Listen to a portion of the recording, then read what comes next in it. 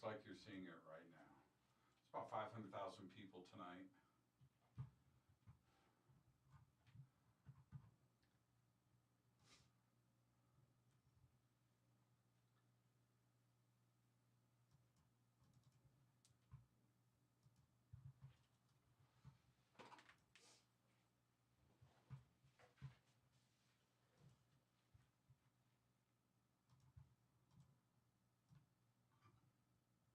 I'm 60 seconds out. All right.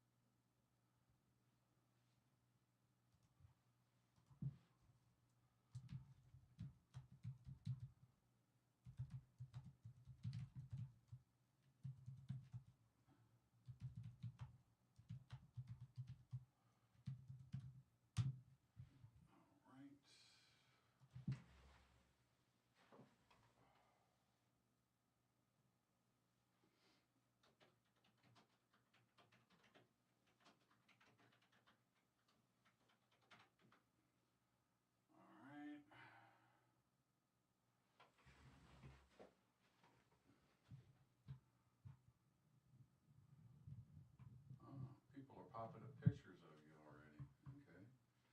Yeah, that Jackson 7 string is pretty cool. Okay, here we go. We are officially live.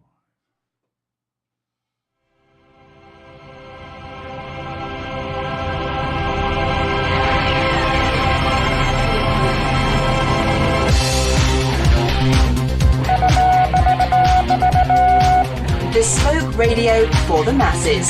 Headline edition, July 8, 1947. The Army Air Forces has announced that a flying disc has been found and is now in the possession of the Army. If the game is rigged, change the game. Game changer. I occasionally think how quickly our differences worldwide would vanish if we were facing an alien threat from outside this world. This is Fade to Black with your host, Jimmy Church, on the Game Changer Radio Network and KGRA, the Global Radio Alliance. I need your help to get to the year 1985. You are listening to Fade to Black with Jimmy Church on the Game Changer Network. Welcome.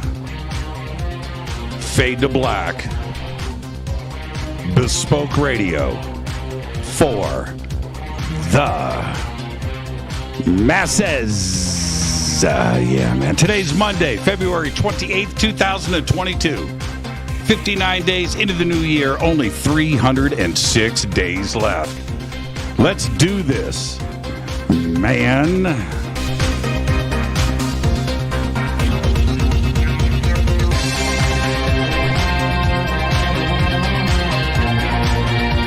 We are live from a bunker somewhere in the middle of nowhere. A total undisclosed location. But it is beautiful in here. I would like to welcome everybody listening all around the world, all across the United States. Hither and thither, to and fro, back and forth, up and down, east and west, north and south, far and near. This is Fade to Black for KJCR, the Game Changer, and UnX Networks. I'm your host, Jimmy Church. Good evening, everybody. How you doing? All right. Tonight, we welcome very special guest live here in the bunker. Jordan Ziff is with us. It's all UFOs and guitars all night long. Tomorrow night, Jason Quitt is back for Quitspiracy number 8. Wednesday night, Tony and Cherie Rathman join us for a night of ghost hunting. Thursday is another Fader night with open lines all night long. All right.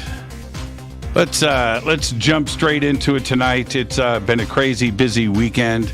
I understand all of that. You can follow me on Twitter at JChurchRadio. Hashtag F2B is the sandbox. It is live to my right, as always. Come join us there. We don't bite. And any questions or comments during the show tonight. For myself, for Jordan, hashtag F2BQ. Let's get straight to the breaking news. All right. Ukrainian pilots have arrived in Poland to begin taking control of fighter planes donated by European countries. A total of 70 fighter planes, including 28 MiG-29s from Poland, 12 from Slovakia, and 16 from Bulgaria, with an additional 14 Su-25s from Bulgaria. Bulgaria says they didn't want their name mentioned. Wink, wink. All right, but I did it right there. And lots of Ukrainian news, but I'm going to keep that off of this program. You can go and do whatever you want and find your own news sources, but stuff about this show and Ukraine are in the news, which is NASA is exploring ways to keep the International Space Station in orbit without Russian help. But it doesn't see any immediate signs right now that Moscow is withdrawing from collaboration following the invasion of Ukraine. While the the United States and its side of the ISS, well, they supply power and life support. Russia is responsible for propulsion and keeping the station in orbit. It does this by using docked Progress spacecraft to periodically give the station a boost, right? A little psst, right? To maintain its altitude approximately 250 miles high. Last week, though, Russia's space chief, Dmitry Rogozin, raised the prospect of pulling out of the partnership in response to U.S. sanctions, allowing the 400-ton structure to come crashing down to Earth while most likely avoiding his country because he says the ISS doesn't fly over Russia. The Russian space agency Roscosmos is stopping all Soyuz rocket launches from Europe's spaceport in French Guiana due to European Union sanctions. Now, Russia is also recalling 87 Russian workers from Europe's South American spaceport in French Guiana who support Soyuz rocket launches for Roscosmos and other Russian companies. But here's the funny part. Nobody gives a crap. But it's going to be a long flight home with no airspace to fly in. Seriously. Now, Shell Oil is calling it quits in Russia and has announced plans to exit its relationship with Gazprom and all related entities. The unwinding of the joint venture includes a 27.5% stake in Sakhalin 2 liquefied natural gas facility, its 50% stake in the Salym Petroleum Development, and the Gdan Energy venture. FIFA and UEFA bans Russian national team and clubs from all competitions. FIFA and UEFA, of course, are the two governing bodies in the world of soccer. All of this announced today that all Russian teams, whether national representative teams or club teams, shall be suspended from participation in both FIFA and UEFA competitions until further notice. Remember, the World Cup is going on right now. And I'm just going to say this.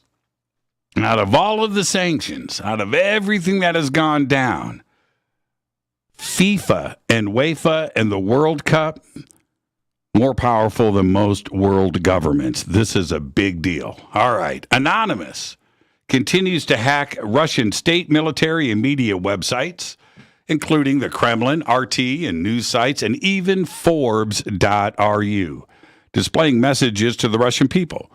Now, this isn't going to stop until Anonymous decides to stop. And this is a good thing.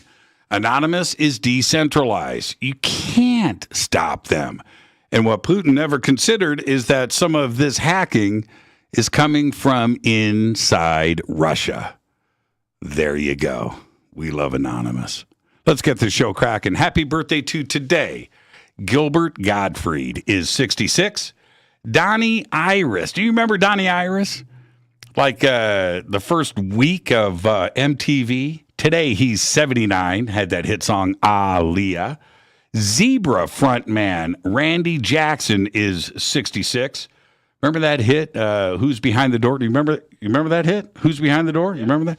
Jordan sitting to my left. He's watching me broadcast. I'm on stage right now. It's pretty cool.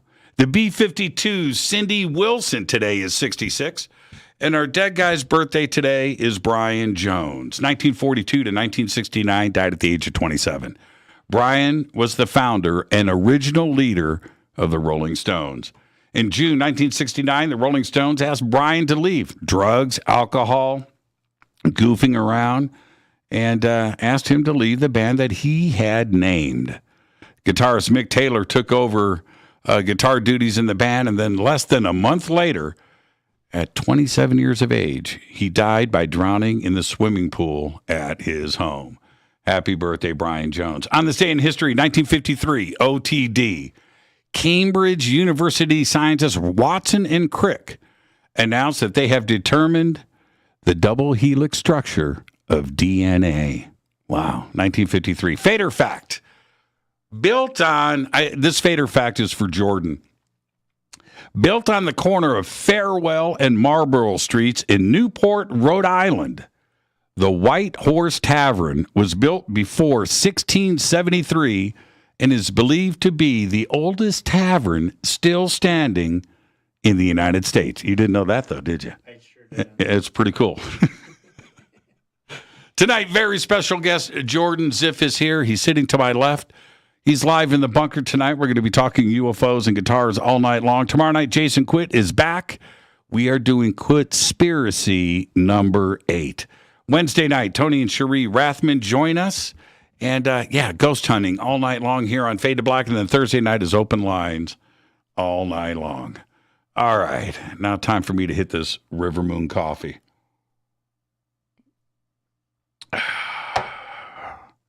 rivermoonwellness.com. Fade to Black blend. Best coffee in the world. Man, Steven, where are you getting all these pictures of Jordan? Are you like a stalker? What's going on with this?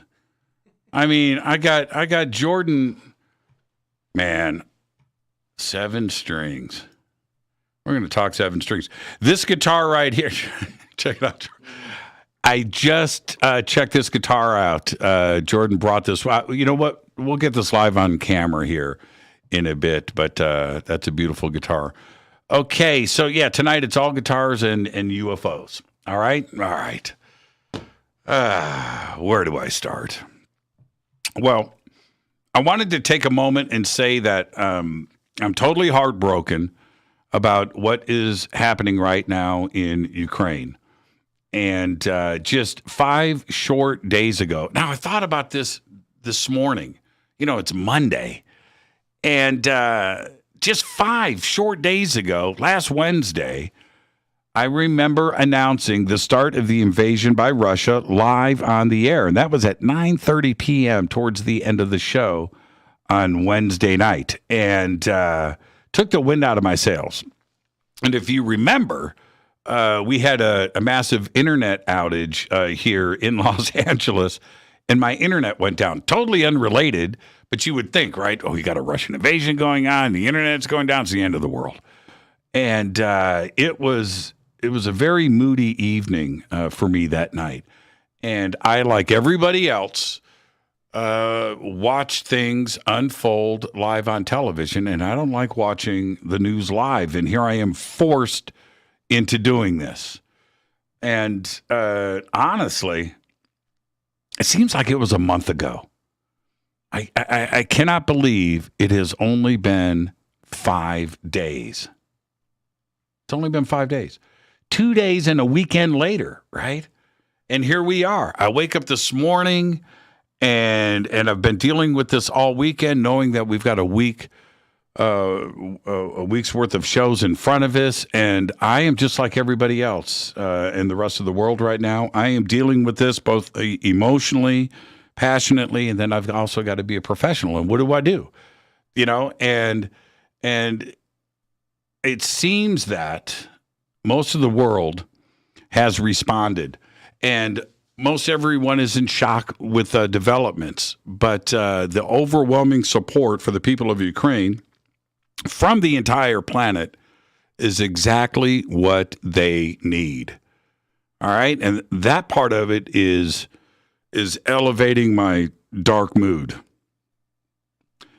just when the world was finally seeing the end of a 2-year pandemic, 2 years, after so much stress, so many questions about our future, so many families and children that have been affected around this planet because of this pandemic, and the struggles that individuals have had to endure over the last 2 years.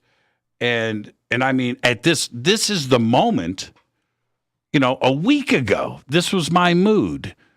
That a week ago, I'm thinking to myself, this is the moment that we've all been waiting for. The pandemic is over, right? The numbers are down. It's unicorns and rainbows in front of us, and now I've got flowers hanging out of my pockets, and I was just in a great mood. And then, boom, now we have a war in Europe, and we just don't need this right now. And I'm not happy about it, and I don't think that anybody is, because honestly, it's just too much. It's too much.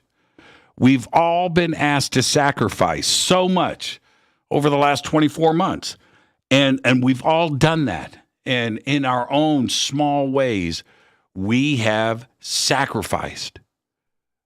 And this is exactly 100% of what we don't need right now. And I question the timing of all of this. Now, here's the deal. This show has always been a safe place for us to hang out. 3 hours each night. And this audience, which is one of the biggest in the world, this audience is used to one thing: to come here and escape, to come here and hang out, where we don't talk about the drama of the world. We're too busy asking questions about us and having fun on this show, whatever it is. And on this show, I have built this audience from nothing, because I talk about the things that interest me. And what interests me? Guitars interest me. A really good taco from a taco truck interests me. Comedies, movies, and UFOs and conspiracies and Egypt and ghosts and life after death and time travel and physics and the universe and planets. Those are the things that interest me, and that's what we talk about each night on the show. And I refuse to divide and conquer this audience and bring in those subjects that pick us apart. And that's what you're used to. And you come in here each night and we avoid those subjects. But I don't want to seem indifferent or ignorant to what is going on right now, because I want to be direct with all of you in that I stand by the families, the children, and the people of Ukraine. And I hope for a quick ending to all of this. I don't want to focus on the details on this show. I will never do that. And what I think is going on and what you think is going on, you can go to your own media sources, your own friends, and figure out stuff on your own. But I want a quick ending to all of this, right? Because right now, we need to focus on what is important, and that is getting this planet back on track, right? We still have a lot of work to do. And 2 years ago, when this pandemic started to kick off, I had said then, no matter what, it is going to end. It is going to end. So us as a community, right? Fate or not, this beautiful audience, you've got to be ready, right? We're going to go and get relaxed and get complacent. We're sheltering in place, and we're doing all of those things. We need to be ready, because when it does end, we're going to realize as a planet what it's like to have compassion and to love one another, and how to help others, everything that we've been avoiding for decades, right? And this big buildup. When it does end, you got to be ready, right? You just have to. And that's what this show has always been about. And that's what I have spoken to you about every single night, is to have compassion. When this thing ends, let's go. And here we were at the end. And now we've got this. So I don't want to act like I'm ignoring this, One of the points that I got a lot of email over the last week about, even before the Russian invasion, because I made a couple of comments, and I've said this multiple times on the air over the years, that I don't watch the news. I don't do it. I don't have live television. I've got big screen TVs all over the place. I've got monitors, but I don't watch live television. I don't do it. But I don't want to seem, ignorant. And so I'm saying these things, but I misspoke. And that is, of course, I read the news. I don't watch the news. There's a big difference. I'm selective about what I choose to have fed to me. I don't want the corporate media version of the news burned into my eyeballs. I don't want that. And that's the difference.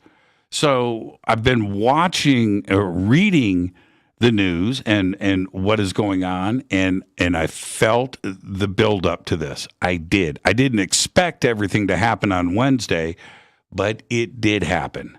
All right. Now, yes, I'm just like all of you, and I was affected by it. And I made a conscious decision. Do I go and talk about this on the air or not? I chose not to. And there's a reason. You come here to escape, right? But it's also my escape, okay? My 3 hours a night here live with you, not talking about the events of the world, are important to me because I get the relief pressure as well. I want to address a couple of points. Over the years, as a member of the media, and I get that, when I am live on the air and we have a breaking news situation, I have to talk about it. And there were 2 or 3 events when I was over at Coast to Coast, and it's a Friday night, and I've got 1 million people listening to me. I'm live on the air, and I've got some mass shooting, some terrorist activity thing, and I've got to turn around and cover that live on the air. And I've got the big screens in front of me with the breaking news, and I have to cover this. I didn't like that. And I had spoken. It changes me, and I'm driving home after the show that night, absolutely depressed. And what I needed to stress with all of you about those moments is that the other talking heads, the other people that are working live in these newsrooms talking about this stuff, they also have families too. And they're also affected by this. And I don't like talking about it. I don't. And as a member of the media, I have to. And this is why. If you're here to escape the world, which is great because I'm escaping the world too, and something happens and I do not talk about it, then I'm not doing my job. And it could be something in your neighborhood, in your town, in your city. And you don't know about it because you're watching and listening to Fade to Black and I don't mention it, then I'm not doing my job. But it also affects me. And don't think that it doesn't. I'm not callous. I'm not insensitive to this. I'm absolutely 100% involved. Okay? And right now, this planet is really in turmoil. There's no question about it. After a 2-year pandemic and now this, it's just too much. It's too much for all of us, and it's too much for me. All right? So I've spoken my piece. I'm not going to do it for the rest of the week on the show. I just woke up this morning on Monday thinking about all of this, and it was weighing heavy on me. All right? All right. Seriously. Okay, moving on. We've had a lot of musicians on the show over the years. A lot of musicians. And strange connection with everybody that we've had on the show. Graham Bonnet comes on this show and tells us about meeting the ghost of James Dean, and that's why he cut his hair off. Right? That happened on Fade to Black. Jennifer Batten on this show says the one thing that she loves the most is UFOs and chasing them because she has seen them and going to the conferences and hanging out with us. Jennifer Batten. Tracy G on the show, UFOs, Dizzy Reed, Doug Aldrich, Kurt James, Rudy Sarzo, just to name a few over the years. And tonight we're going to carry on that tradition. We're going to escape tonight because tonight Jordan Ziff is with us. He's live in the bunker. We're going to be talking about UFOs. Now, Jordan tells me a couple of stories over the weekend, UFO related. I said, stop. Save that for the show. So we're going to talk guitars tonight, but we're also going to talk UFOs. Tomorrow night, Jason Quitt is back with us for Quitspiracy 8. We haven't done a Quitspiracy show now. Has it been almost a year? Right? All right. Fan favorite. Quitspiracy number 8 is tomorrow night. And then Wednesday night, Cherie and Tony Rathman are with us. This is Fade to Black. I am your host, Jimmy Church, on the Game Changer and UnX networks. It's going to be a great night. Stay right there. Jordan Ziff is with us live in the studio. So I'm going to take a quick break. We'll be right back after that. We're going to get set up. I'll be right back. This is Fade to Black. I'm your host, Jimmy Church. Stay with us.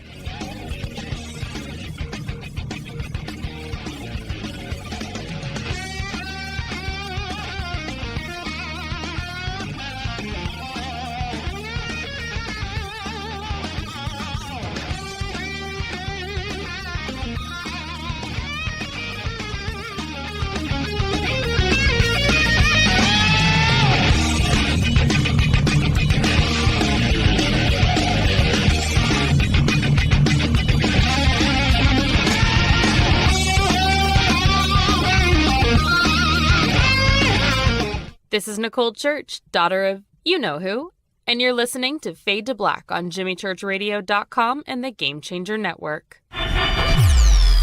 You're listening to Jimmy Church and Fade to Black on the X.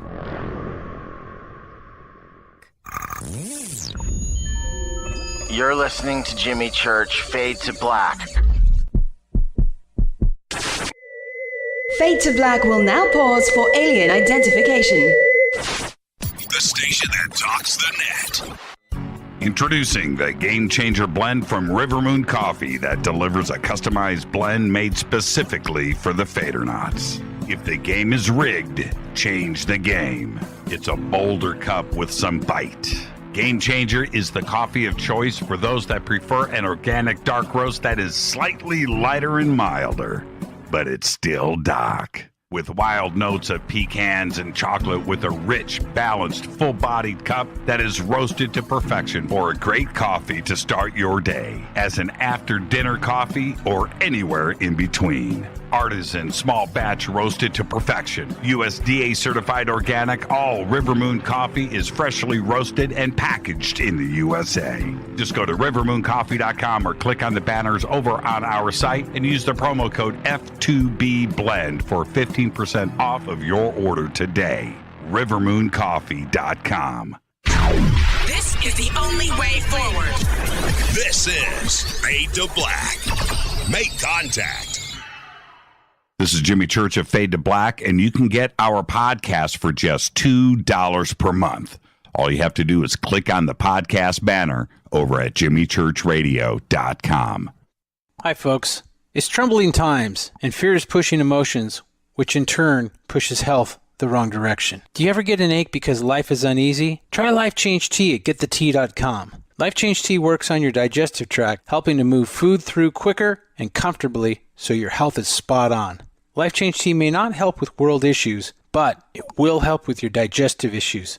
A glass a day helps keep the intruders away. So, change your life today. Log on to getthetea.com. That's getthetea.com. If your health game is off, get on by ordering Life Change Tea. Getthetea.com. And while you're on our site, look around at the great non-GMO organic supplements. And if you're a sales shopper, go to our specials page and see what's for you. I've been drinking the tea for 12 years and I'm sure glad for its health benefits. Again, that's getthetea.com. Getthetea.com. The tea that makes you go.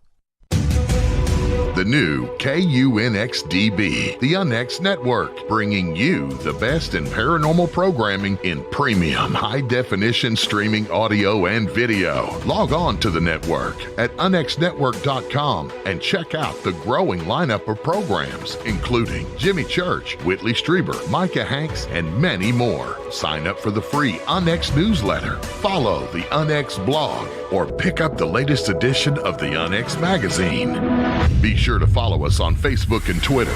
So check us out at unxnetwork.com. Tap the show page and the calendar so you never miss your favorite live shows and podcasts. We are your portal for all things paranormal. The X, explaining the unexplained. 9 out of 10 geneticists agree. Fade to Black is not your father's radio show on the Game Changer Radio Network. Hi, this is Rob Reiner from Anvil, and you're listening to JimmyChurchRadio.com. What's up? I'm Chris. What up? This is Kyle Massey, and you're listening to Jimmy Church Radio.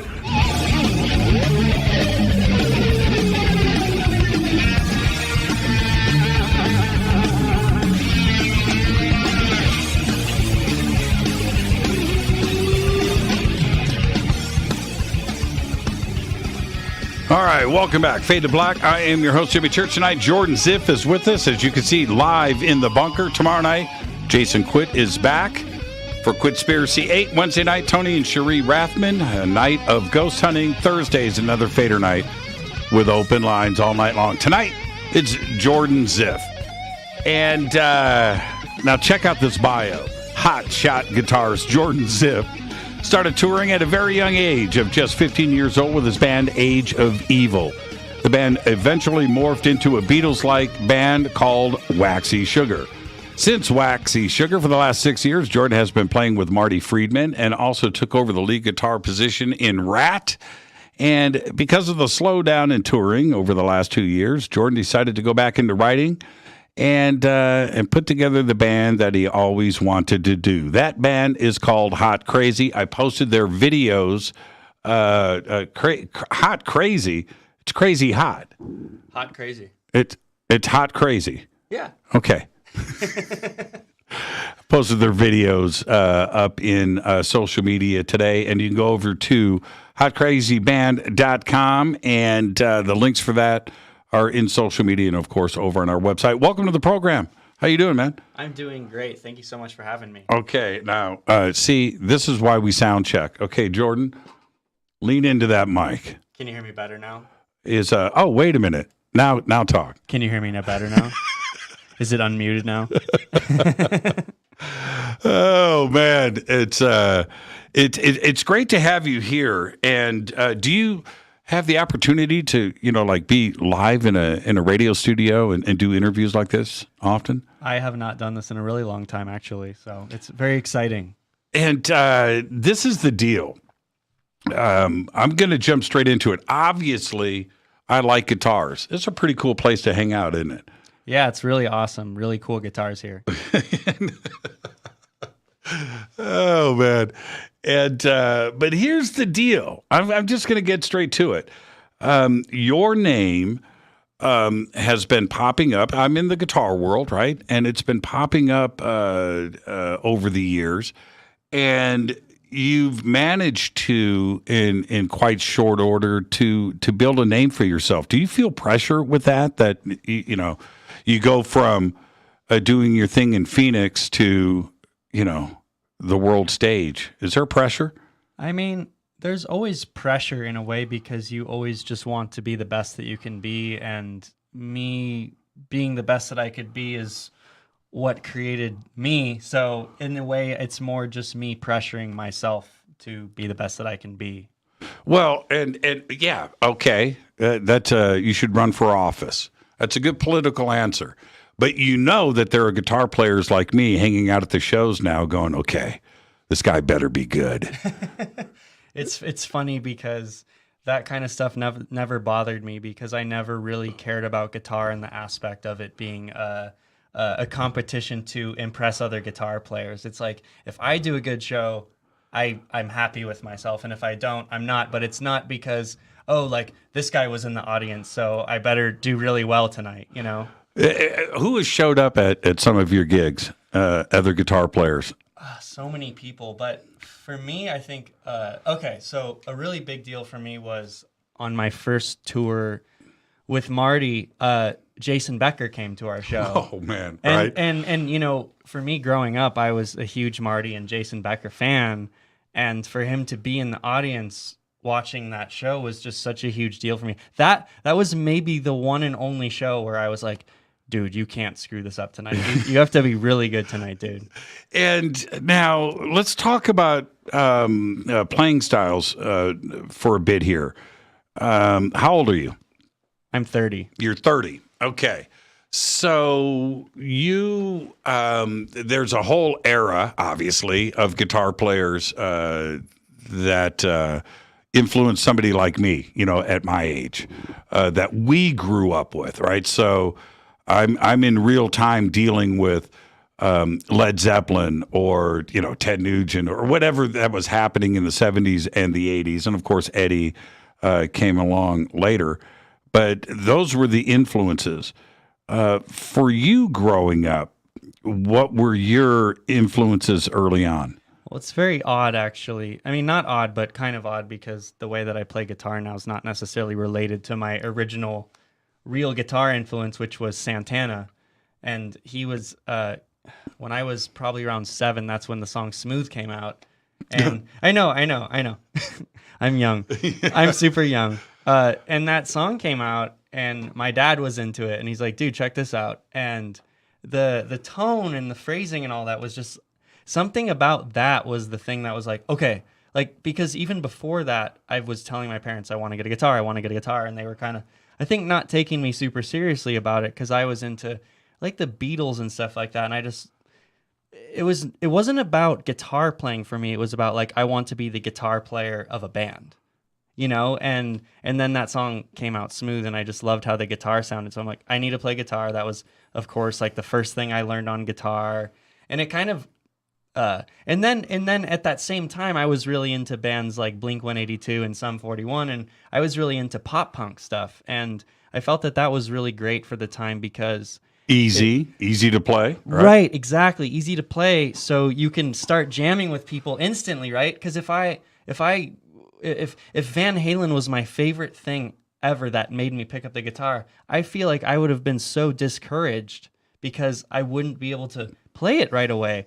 And I for years, I just played stuff that was kind of just stuff you'd be the guitar player in a band, not like anything virtuoso-esque, you know? And later, and in fact, it's funny that I started playing with Marty Friedman because Marty Friedman and Jason Becker's Cacophony stuff was the first time I ever heard people play guitar that was like, oh man, I did not know that this was even physically possible. Right. You know, so to end up playing in Marty's band, honestly, like was a huge deal for me because he was a huge influence of mine to where I am today. But if we're just talking about who really influences me today as far as guitar, Marty Friedman's a huge influence of mine, and playing with him for those years obviously influenced how I play. But my favorite guitar player is Brian May and Tom Schultz from Boston. And I just really like guitar that is super melodic, and I like chords like that, and I like the guitar to be more like my voice, not like I'm playing guitar, but it's like I want to be able to sing with my guitar. What, when you make a transition, I mean, because Blink-182, and Tom DeLonge's been on the show and you know, and things, and Blink-182 is one thing, but who you are as a guitar player today is another. How did you make that transition and try to figure out that, you know, I'm going to use the word virtuoso, right? That style of playing. How do you go from Blink-182 to that? I don't know. I just tried. I listened to it and I just tried to kind of play it. I just did my best to I listened to how they were playing, and you know, my mindset has always been if someone can do it, I can do it too, because we're humans, right? So if a human can accomplish that, I think I can accomplish that too, because I'm a human. But I would just start learning not full songs, but just bits, cacophony bits, Paul Gilbert bits, Warren DeMartini bits, Yngwie bits. I kind of just try to, there's Zach Wilde bits. I kind of try to take a little bit of everything from people, but I never was the guy that was like so into somebody that I just wanted to sound like that guy. It was like, oh, I really like that this guy did this and this guy did this and this guy did this, and I just try to steal little things from everybody, and not steal, because I definitely try to take them and change them a little bit to make them my own, but I guess I'm just kind of like a mishmash of a whole bunch of different things. But I really just tried hard to emulate little bits of people to create whatever it is that I am. I have no idea what that is. What about things like Stevie Ray Vaughan or Billy Gibbons and pentatonic blues stuff? Did you take a left turn anywhere and jump into that? I feel like I'm really into that stuff more now than ever, and I'm really I guess I wasn't really a blues player. And I realized that the blues, when I listen to people really play the blues, I'm like, that's kind of my favorite thing, because the phrasing of it is more vocal, right? So for me, I guess now I really try to play the blues, but with like weird stuff in there too. So I'd say nowadays my playing is more based in, I guess I look at it like the blues, like I think of it like that. I did a weird thing. This interview and this conversation isn't about me, but what I did find myself doing at one point, after so many years of histrionics, right, and I'm doing all of this stuff, and I laid that down for a couple of years and really got into like ZZ Top and Stevie Ray Vaughan and maybe even a little Jeff Beck too as well, where that's all I played for a couple of years. And it was, I felt that I missed something in my development growing up, and then jumping back into it, and then going back and playing the stupid stuff again, I played it differently. Mm-hmm. Yeah, and it's funny you say that, because I look back at my development too and go, yeah, I feel like I missed a lot of that blues stuff, and now it's something that I love. I love doing, minor third bends, major third bends, finding all like the really nice spots in your pentatonic scales to do those gigantic bends, and obviously adding in all those extra notes in between. But it's, for me, it's all about the bends. Bending in tune. How you vibrato. That's it. To me, I don't care how fast anyone plays guitar. It's like, if I go see someone play guitar, they could play really slow, but if they're playing something that's really cool and they bend perfectly in tune, and they're expressive with their vibrato, because vibrato is so crucial to how you emote on the guitar, right? So there's some people who have a vibrato that's always the same, right? It's like, sure, like you are consistent with it and it's a technique, but vibrato to me is not a technique. Vibrato is, sometimes I want it to be slow, sometimes I want it to be fast, sometimes I want it to be wide, sometimes I want it to be narrow, because it's all about how that note makes me feel at that time. Right.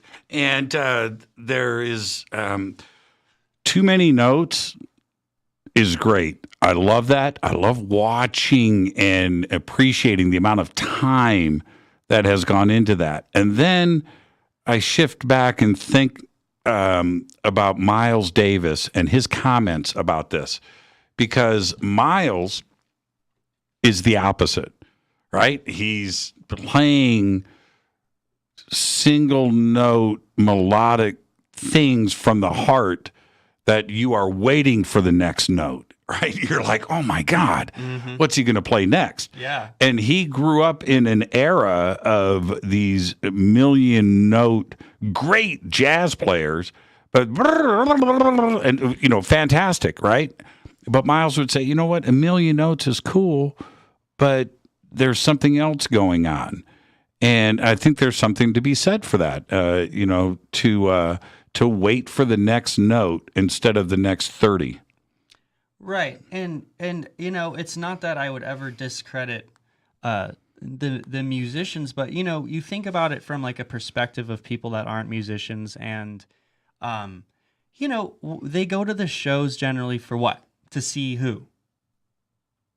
The singer, right? I mean, that's just factual, right? Not to discredit amazing musicians. I'm whatever, like I play guitar.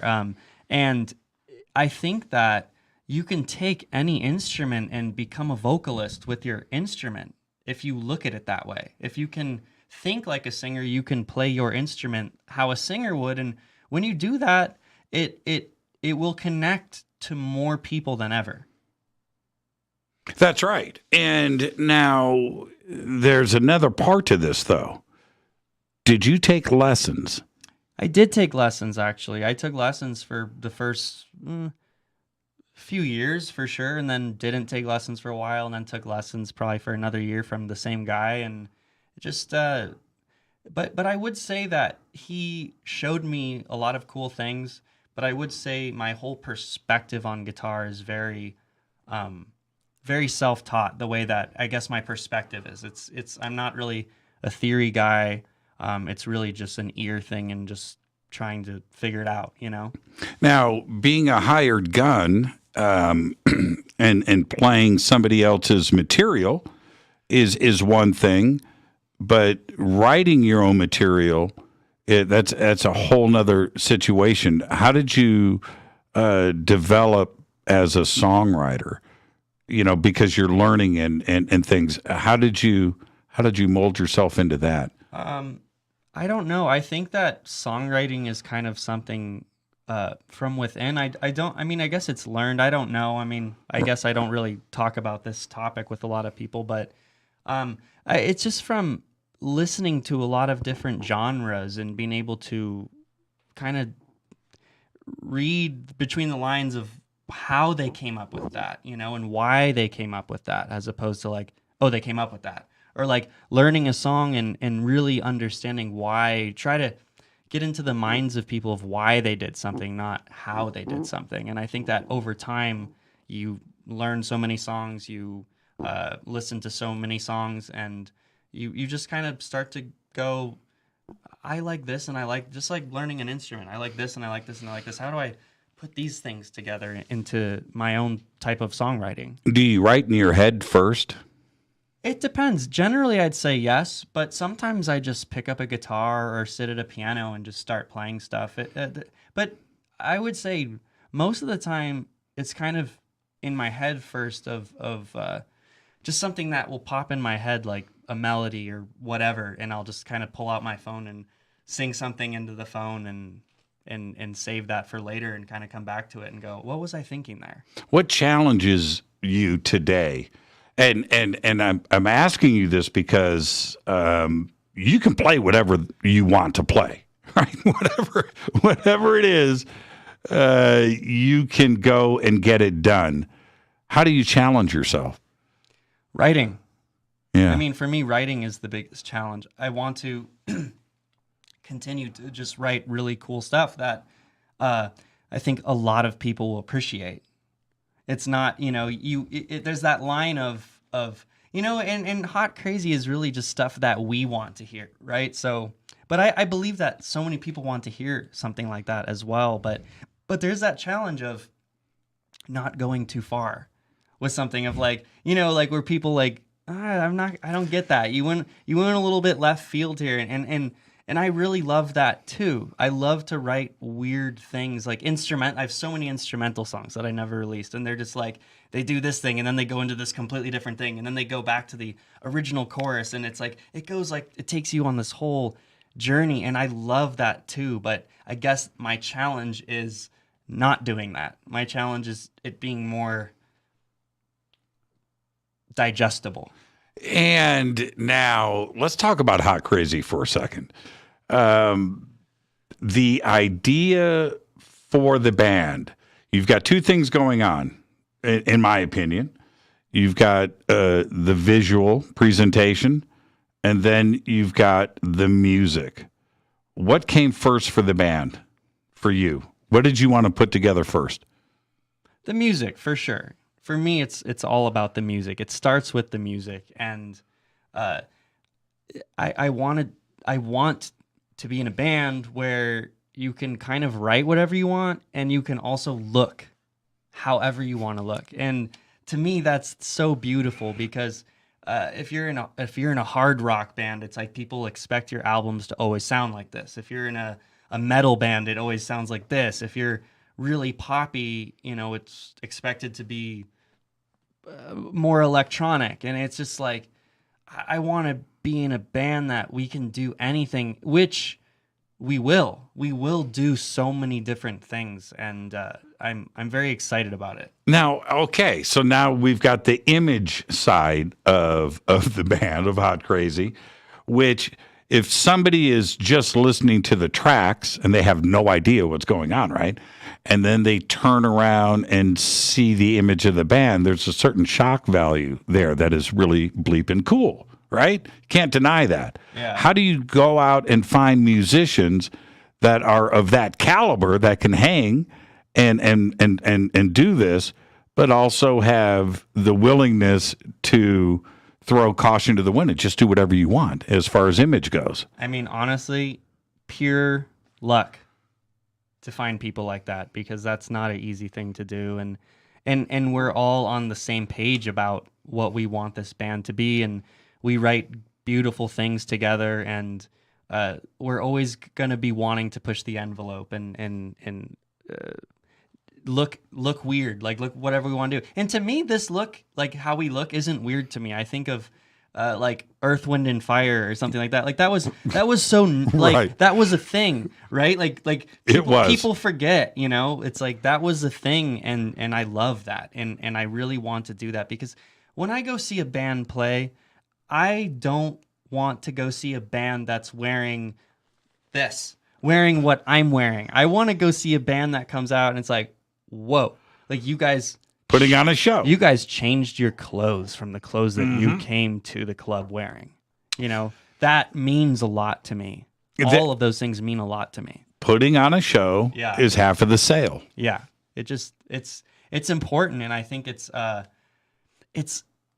a forgotten art. I'm not saying that nobody does it. It's just that people are like, why do you feel like you need to do that? Why do you do that? It's like, why do you feel like we don't need to do that? What's wrong with that?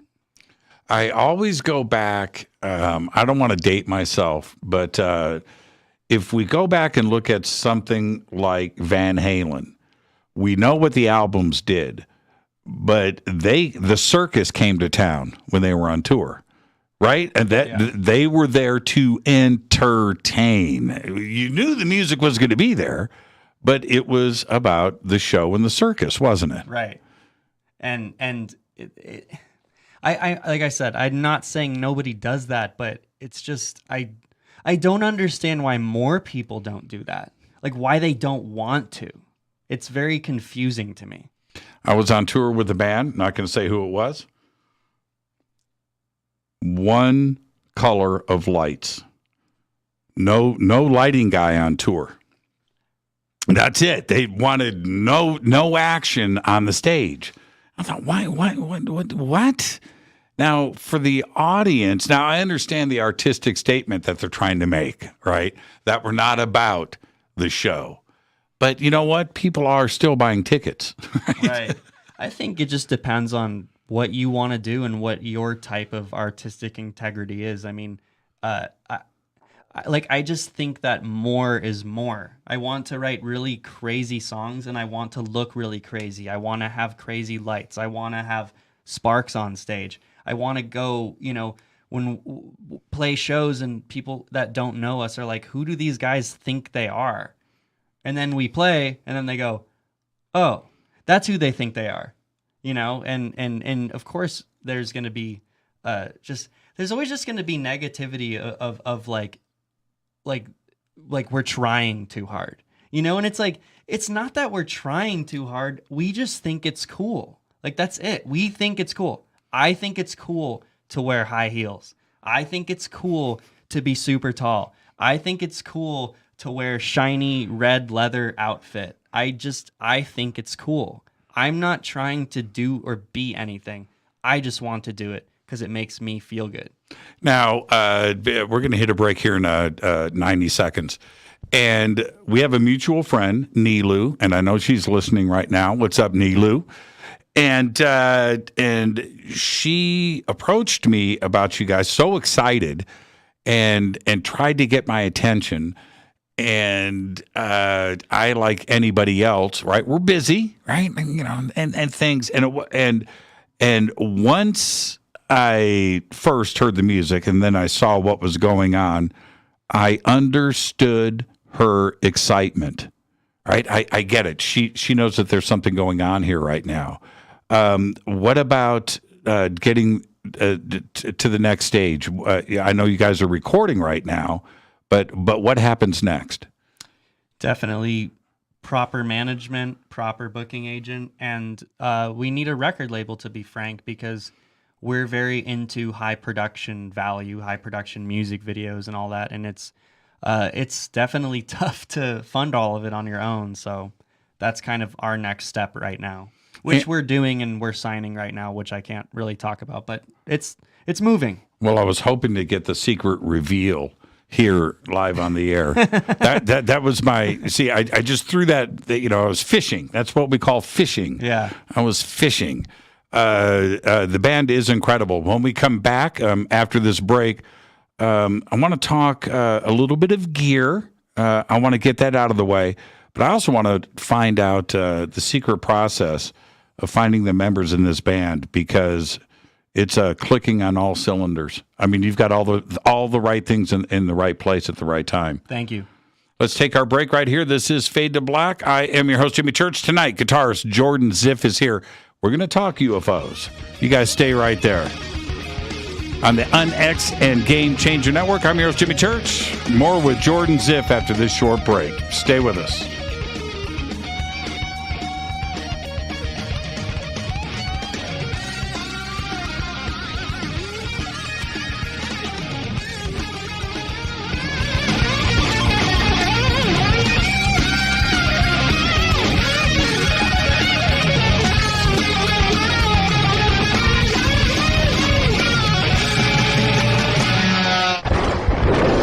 This is Fade to Black with Jimmy Church on the Game Changer Radio Network. Your 1 million gigawatt paranormal powerhouse, KUNX-DB, BX. This is Billy Carson with ForbiddenKnowledge.tv. Forbidden Knowledge TV has just reached its 1-year anniversary. That's right, 1 year. And as a show of appreciation, we are giving all new subscribers a free 30-day trial of ForbiddenKnowledge.tv. That's 30 days to binge watch thousands of movies, documentaries, conferences, workshops, lectures, yoga classes, meditation courses, and so much more. So log on to ForbiddenKnowledge.tv from your computer or mobile device, or get the Forbidden Knowledge TV app on Apple TV, Roku, Amazon, iTunes, or Google Play today, and use coupon code 30daysfree. That's coupon code 30 days free on ForbiddenKnowledge.tv today. Because you never got that pony you always wanted. Damn it. Jimmy Church and Fade to Black on the Game Changer Network. Listen, I know, and you know, that you've always wanted your first crystal skull. Or maybe you're a collector just like me, but you just don't know where to go to find the real thing. Then I met Carolyn Ford over at EinsteinTheCrystalSkull.com. Carolyn is the guardian of Einstein, one of the most respected ancient crystal skulls in the world. All of her unique skulls have been imprinted sitting with Einstein in his sacred lodge and are carved from the finest gemstone and materials. Imprinting is the process of receiving the ancient wisdom from the master skull or master computer, Einstein, the ancient crystal skull. To see Carolyn's current collection of crystal skulls, just visit her store at EinsteinTheCrystalSkull.com or click on the banner over on our site. Don't forget to use the promo code Jimmy at checkout to receive 10% off of your order today. That's promo code Jimmy. Finding your first or next crystal skull is easy. Just visit EinsteinTheCrystalSkull.com. When you take the beans from Central America with dashes of Indonesian and African mixed in and then roast it to the dark side of Fade to Black, you create the ultimate brew of fringe. Introducing the Fade to Black blend from River Moon Coffee. Yes, River Moon's darkest customized roast was created for the love of Fade to Black. The alchemy of masterful roasting and smoking the beans is in every sip of this full-bodied, dark Java. I need my coffee dark, deep, with distinct bittersweet chocolate highlights, just like the bunker. Leaning further into the darkness of the roast is Fade to Black blend from River Moon Coffee. Just click on the banner at jimmychurchradio.com and use the promo code F2BBLEND for 15% off of your order today. Hello, I'm Katie, and you're listening to my main man, Jimmy Church, on jimmychurchradio.com. Hi, this is Ray Hobbs here, repping the planet, and you're listening to my good friend, Jimmy Church, Fade to Black. This is Toby Kebbell. You're listening to jimmychurchradio.com. Don't hurt me, Jimmy. I'm only little. Hey, I'm Adrian Grenier. And this is Ari Gold. We're the Honey Brothers. We are of the Honey Brothers. Hey, I'm Adrian Grenier. And I'm Ari Gold. We're the Honey Brothers. And you're listening to Jimmy Church. The Revolution. This is Jimmy Church of Fade to Black, and you can become an official Fadernaut by just going to our membership section at jimmychurchradio.com. Hello, this is Serena Wright Taylor from Conscious Life Expo, and you're listening to Fade to Black with Jimmy Church, who holds the Lucky Pony record for the best astrological chart since 1963. True story. This is Micah Hanks of the Gralien Report, and you're listening to Jimmy Church on Fade to Black.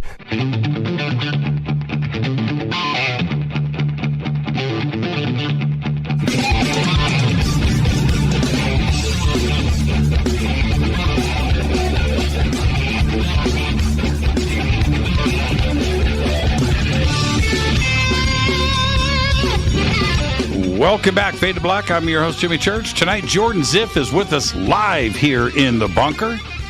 It's a full night of guitars and UFOs tonight. And tomorrow night, Jason Quitt is here, Quitspiracy 8. And then Wednesday night, Tony and Cherie Rathman. But tonight, it's just guitars and UFOs, Jordan. And Doug Aldrich. That's Doug playing right there. Yeah. He's an amazing guitar player. Amazing. Yeah. Amazing. And we were, talking before the show. I've known Doug now for 35 years. And, okay, I'm going to tell you a funny Doug Aldrich story. This is a guitar player story. So we're sitting in the studio. We're recording tracks. And I'm like engineering, I'm hitting the record button. Doug is playing some solo stuff. And chewing a piece of gum, lays down this track, and I'm mesmerized, right? I'm sucked in, like, oh my God, that's the greatest thing I've ever heard, right? and he goes, and we stop, and he goes, how was that? He's chewing gum, I said, and I'm just like stunned, and he goes, let's do it again. I was like, no, dude, no, man, I can do it better, Doug, no. And I'm sure you can appreciate a moment like that where you have somebody like Doug when you're around these great players and you hear them play something and they know that they can do it better. Do you do the same thing? Yeah, that's actually, it's funny. I was just having this conversation with some people, but you always want to be that guy that does something cool and then people go, dude, and then you're like, what? Hold on, I can do that better. If you're playing a show and people are like, that was like, being nice. Just say like, oh my God, thank you so much. But when you're in the studio, you want to be that guy who plays something cool and then they go, that was great, perfect. And you go, wait, no, I can do it better. You don't want to be the guy who plays something and then you go, was that good enough? Right. Now, now what about the trust in the engineer where he says, no, that's fine, we're moving on. Yeah. Do you trust that advice? Sometimes. It just depends on. So you'll override. Depends on how much coffee I've had. Right. Oh man. Okay. I want to talk about the band, but I want to talk some gear for just a second. You play 7-string. I'll call it single cut Les Paul styled Jackson. Yeah. But the guitar that I had you bring tonight. Oh, we didn't bring it in the studio. We'll bring it in after the break. Your Charvel Telecaster, the Hello Kitty guitar. That's a 6-string. Yeah. What's the challenge of 7-string? Well, I started playing a 7-string because I was playing with Marty Friedman, and a lot of his songs have 7-string rhythm guitars, and that was my first time ever playing a 7-string. It was pretty difficult for me to just adapt to it super quickly because it was never a thing I was really interested in playing. But I think that over time I actually really learned to like it, and also part of adapting to it is I don't play guitar like if I use the 7-string, it's because the song needs it or whatever, but I don't play the song or the guitar like a 7-string guitar player. It's more like I can play the 7-string guitar, but I still feel like it's a 6-string guitar, and then the 7-string is there when I need it. So it's like you have to, because I had to play a lot of songs too where I didn't need to use the 7-string, but it's kind of like I just don't want to keep switching guitars back and forth, so I would just use the guitar the whole night, and it was kind of like learning to ignore that the 7th string was there. Now, what about the width of the neck?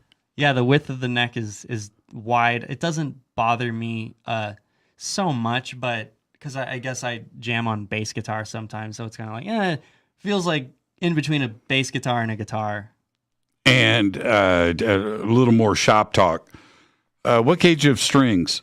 On the 7-string guitar or just in general? Well, on 7-string, you've got piano strings on that. Yeah, I don't even know where that... I don't even know. Probably it goes to like a 60 or something like that. But I generally use 10 to 46, and sometimes I'll play 11 to 48s if I'm tuned down a half step. It just depends on how often I've been playing guitar, because there will be days like I'll not play guitar for 5 or 6 days, and I'll come back to it. My hands will be killing me even on 10s. Yeah, this is strange. If I have a hardtail, which, I've got a lot of hardtails, I like to stay with 10s. Anything with a Floyd, I'm 9s. I think that to an extent, that makes sense in my mind if you have a floating Floyd, because when you're doing bends, it's not going to pull the Floyd as much. Right. I guess, right? I'm not a scientist, but that seems right in my mind. So if you want to do some double stop bends, the 9s will kind of be in tune more. Well, there's that, and that comes into play. And then for me, it's kind of weird, but there's also a tonality difference.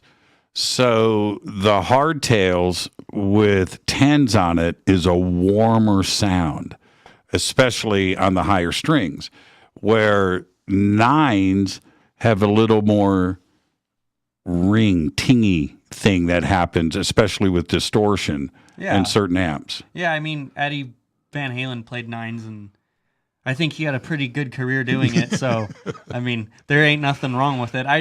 For me, I'm kind of, when I'm bending, I feel like it feels too light for me. I feel like I have this muscle memory for 10s where if I'm playing a show and I can barely hear myself, because I don't like guitars in my monitors. I just kind of have my amp. So the second I walk away from my amp, I can't really hear myself unless it's really cranking through the front of house. So I have like this muscle memory for bending. So I can't mess with that, because if I bend out of tune, that's the thing that makes me more mad than anything. If I play a run a little sloppy, I'm like, yeah, whatever. If I bend a string out of tune, I'm mad. Right. Man, I love talking shop.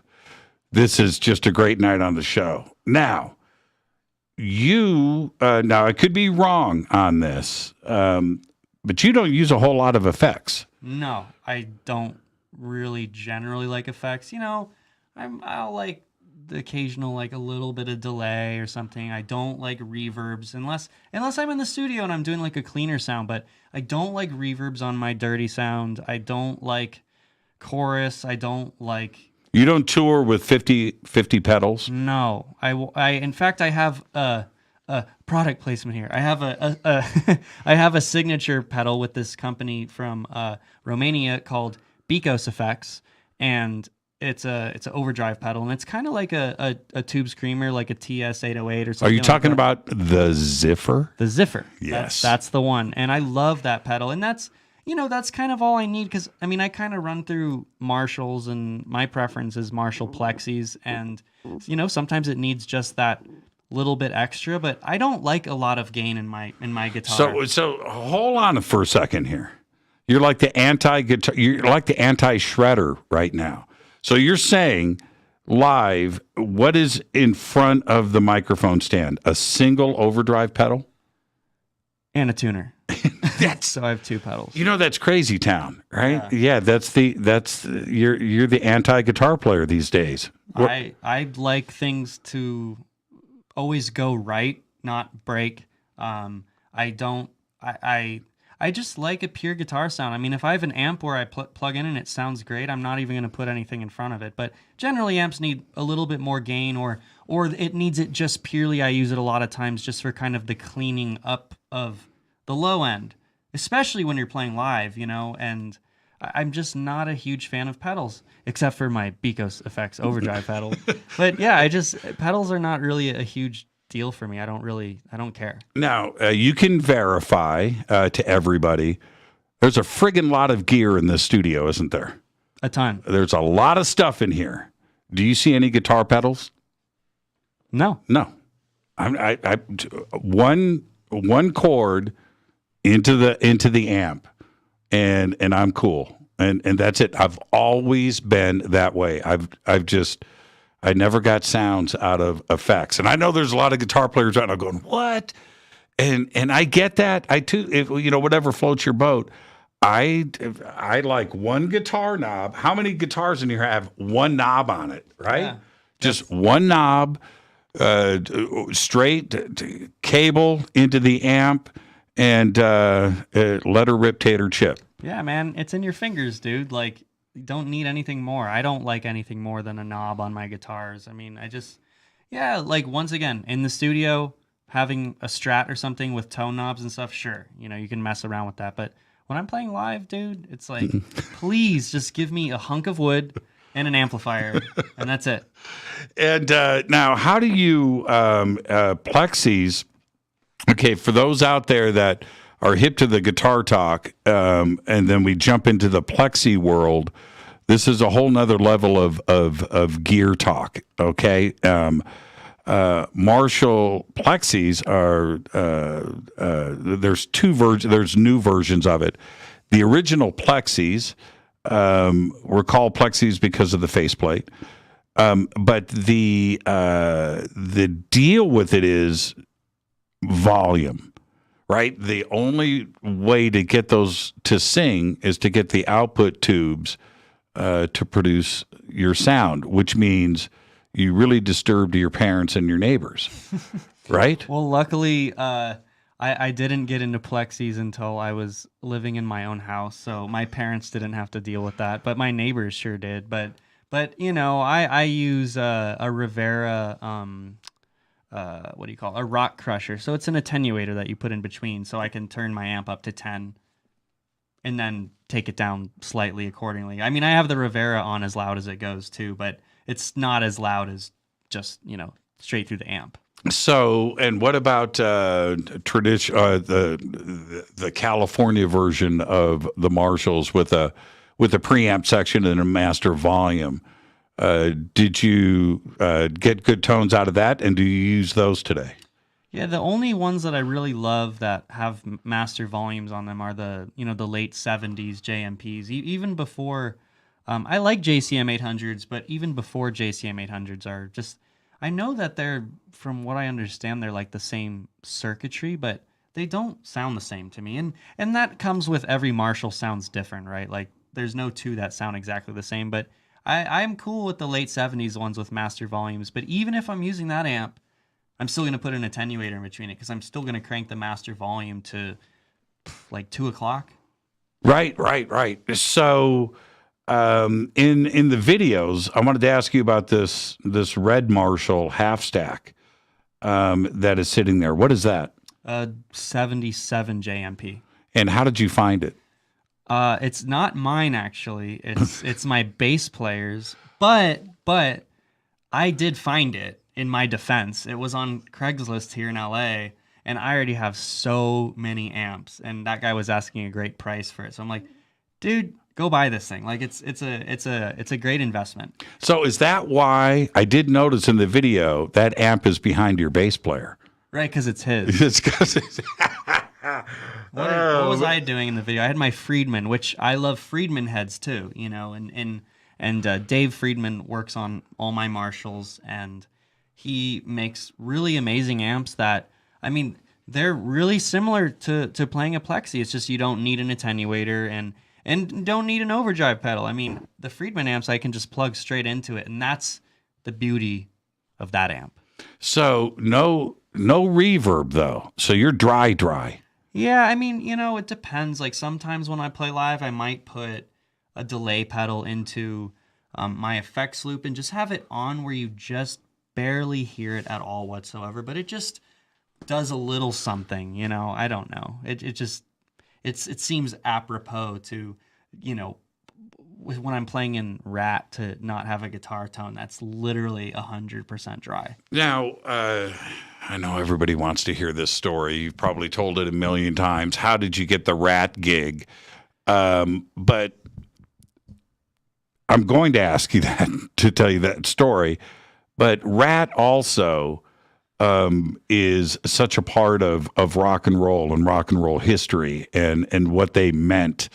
I mean, we all have that emotional Ratt story, you know. Right. I mean, I started crying the first time I saw him. Really? I did, man. I lost it. And okay, here's a funny Ratt story. Piercy, if you're listening, you'll remember this. So they're playing Irvine Meadows outdoor. Bon Jovi is opening. That's how big Ratt was. Oh, yeah. Okay, Yeah. I was saying Bon Jovi's opening, and we're there, and I'm ready. You know, I'm like, Bon Jovi's got to get off the stage, man. This is not doing it for me. Anyway, so Ratt comes out, and they open with Lack of Communication, which is probably one of the best opening guitar riffs in any song in the history of music, right? Man, right? Okay.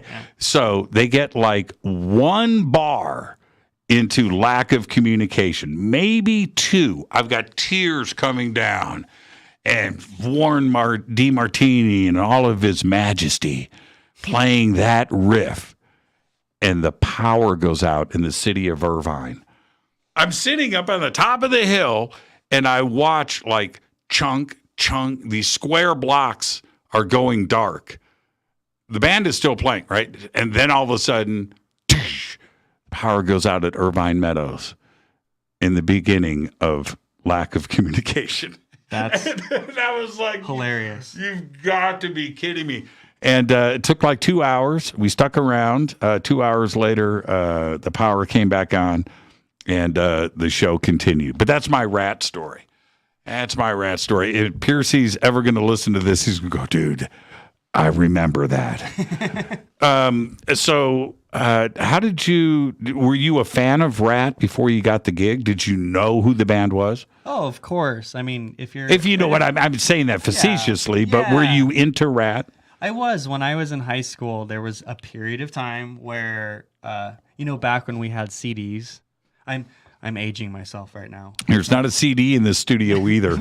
So, it's funny to joke about that, but I'm like really young still. But I still was the generation where we still had to have something physical to listen to what we want to listen to. So, anyways, I had Ratt, one greatest hit record, and that was in my car, and that was in my car for months. So yeah, I definitely had a period of time where I was super into the band. And learning their stuff? Yeah, I mean, honestly, it's funny. I really didn't I played a couple of their songs because I played in cover bands over the year, but I didn't really like sit and like learn all their music. You know, I really barely knew how to play any of it when I was asked to come audition, which just through a mutual friend who was really good friends with Steven was like, oh, I know the guy for you, you know, and then they contacted me. And was there a long line of guitar players? I don't remember how many people they auditioned because it was like we went over to Juan's house because he has a studio there and we all kind of jammed over there. But like, I couldn't even tell you how many people. There was, you know, someone leaving when I got there. So I know they auditioned probably around 20 guitar players for the gig, I think. But yeah, and I just, you know, I think I learned like 5 of their songs in a couple days. And, you know, I was still living in Arizona at the time. So I came to, you know. Did you get the nod at the audition? Did they go, okay, we're going to stop auditioning now. You're the cat. It's funny because, you know, they were trying to be super professional about it, right? Like, I mean, come on, like we're just dudes, we're bros. So, you know, I went in and we started jamming, and I would say, you know, and also it's funny because we were talking about pedals and all that stuff. Everyone that went there, not knocking anyone, it's just not my thing, but everyone had this pedal board or they brought their amp or whatever, and I walked in there with a guitar, with my Hello Kitty guitar. My purple one with a big pink Hello Kitty sticker on it, and just plugged straight into the amp, and we played, and literally 30 seconds in, we're all looking at each other like, dude, like this is a vibe. Okay, so now let's get into the metaphysical aspect of this. Going back to high school, right? The Ratt albums. Did you have any premonition, any deja vu, anything in your, you know, one day I'm going to play in this band? Honestly, no. Really? I never thought I would play in any band from the 80s because I just thought, you know, I'm too young. Like, it just wouldn't make sense, you know? And you know, you never know how long people want to tour and all that stuff. So, no, it was never even a thought for me that I would play in, you know, with... or Marty Friedman. Like, it just, none of that stuff was really a thought to me, to be perfectly honest. Now, what's it? There's got to be, you can be honest, okay? Yeah. There's got to be something in the back of your mind going, okay, holy crap, an icon like Warren D. Martini, and Robin Crosby too, you know, and the songs, right? The foundation of this band. I'm coming in, and the fans may not dig me, and because I'm not Warren, right? Yeah. And that includes me, right? Yeah. So that was that in the back of your mind? Of course, but you know, at the same time, I knew that no matter what I did, most of those people were still not going to accept me. Right. You know, so for me, it's like, I don't really care about that because those people will never care about me anyways. And the fact of the matter is, right, like, you go into a band, I'm taking over a position for someone who I highly respect and other people highly respect him. And all I can do is be the best that I can be and hope that people go, good on you, mate. Right. You know, that's all. Right. That's it. And I think part of it was my reasoning in my head of, I'm going to continue playing the purple Charvel with the pink Hello Kitty sticker on it, because I knew that was just that extra layer of, who is this guy? Like, what is he thinking? He obviously doesn't give a crap about us not seeing Warren D. Martini tonight, right? Right? But I do, in a fan sense of like, sure. I'm like, I'm sorry. It's like, I'm sorry. Like, it's just, it is what it is. Like, it's our just business, right? Like, it's in passion, of course, but I'm just saying it's business. Like, I'm going to play for this band. This band has to do this to continue. And it just is what it is. And the people that hate it are going to hate it, you know, no matter what we do. So. Now, okay. Now, there is another aspect to this, which from one guitar player to another, the fans are expecting certain things in certain songs to 100% be there. And then, so you need to play whatever it is, the harmony section of Round and Round or whatever it is. Right. And you need to do that. And I'm sure that you do, and you respect the song. Yeah. But then do you go off the rails at other points and just be Jordan? For sure I do that, because at the end of the day, I want to pay as much respect as I can, because I respect the art that is Ratt, right? So I want to do things where it's very much in the ballpark of what it is, but you have to look at it too, like not everyone plays their instrument, or let's just talk about guitar since we're talking about guitars. Not everyone plays guitar the same. There's so much variance of how people pick, how people do this, how people do that. So at the end of the day, I know that if I played Warren DeMartini solos exactly note for note, it's not 100% in my comfort zone, because there's things that everyone does differently. So at the end of the day, if you play something and it sounds really close to the original, but you're super comfortable playing it, that's the goal. Like, that's what you want to do. You want to sound like,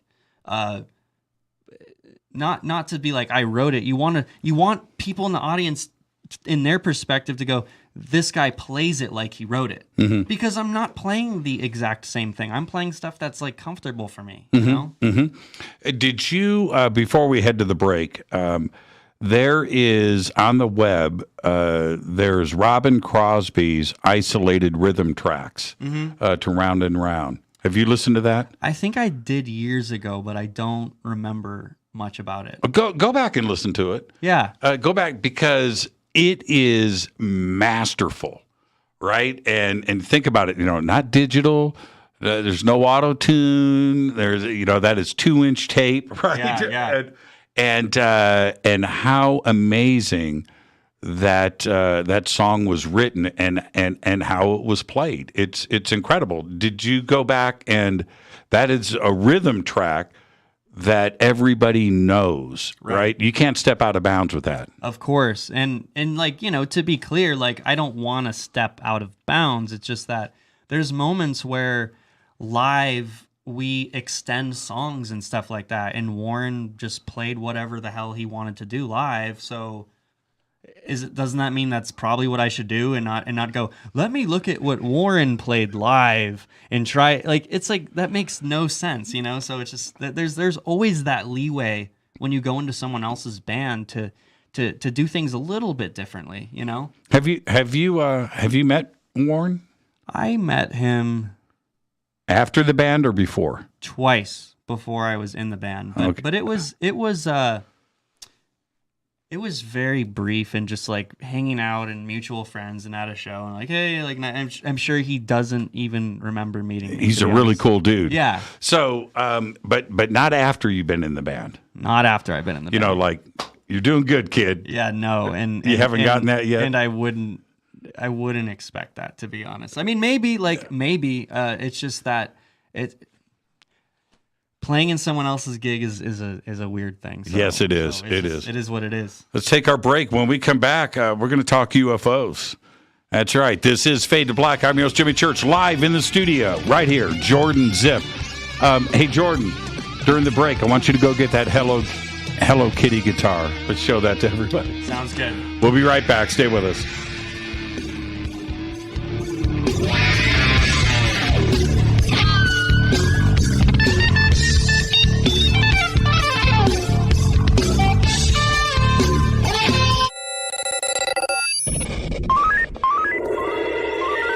Way out here, we listen to Jimmy Church. You're listening to Fade to Black.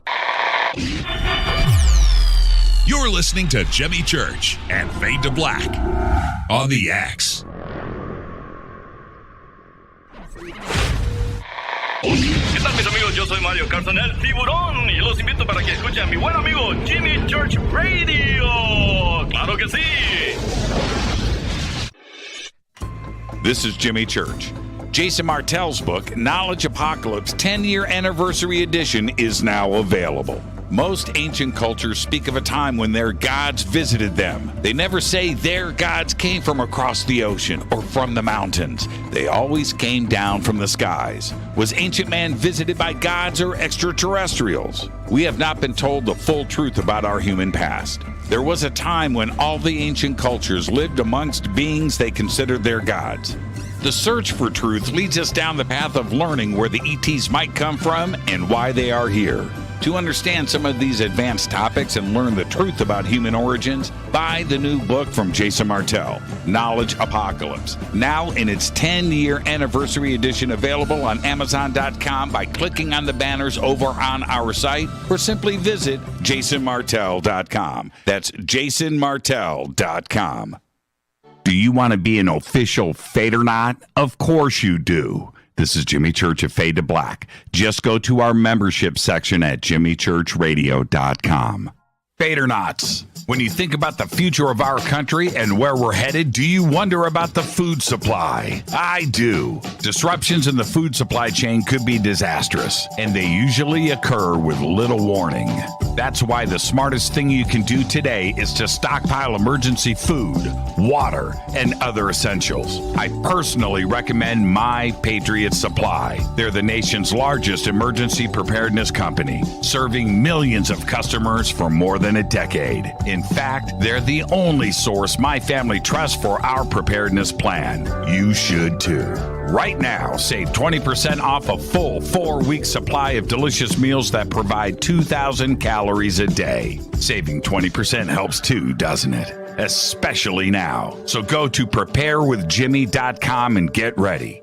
That's preparewithjimmy.com. There's no time to lose. Do it now. So, you love talk radio? Then you'll love TalkStreamLive.com. TalkStream Live is always on, 24/7 with the best streaming talk shows. Find your favorite talkers and discover some new ones. It's free, readily available online or on mobile with any smartphone or tablet. Finding your favorite talk shows all in one place has gotten a whole lot easier. Just go to TalkStreamLive.com. Be sure to download the free apps from Google Play or the iTunes App Store. You listen to us, and we listen to you. And so does the CIA. KGRAradio.com. You are listening to Fade to Black with Jimmy Church on the Game Changer Network. Oi, oi, I'm Reese Evans. You're listening to Jimmy Church. This is Revolution.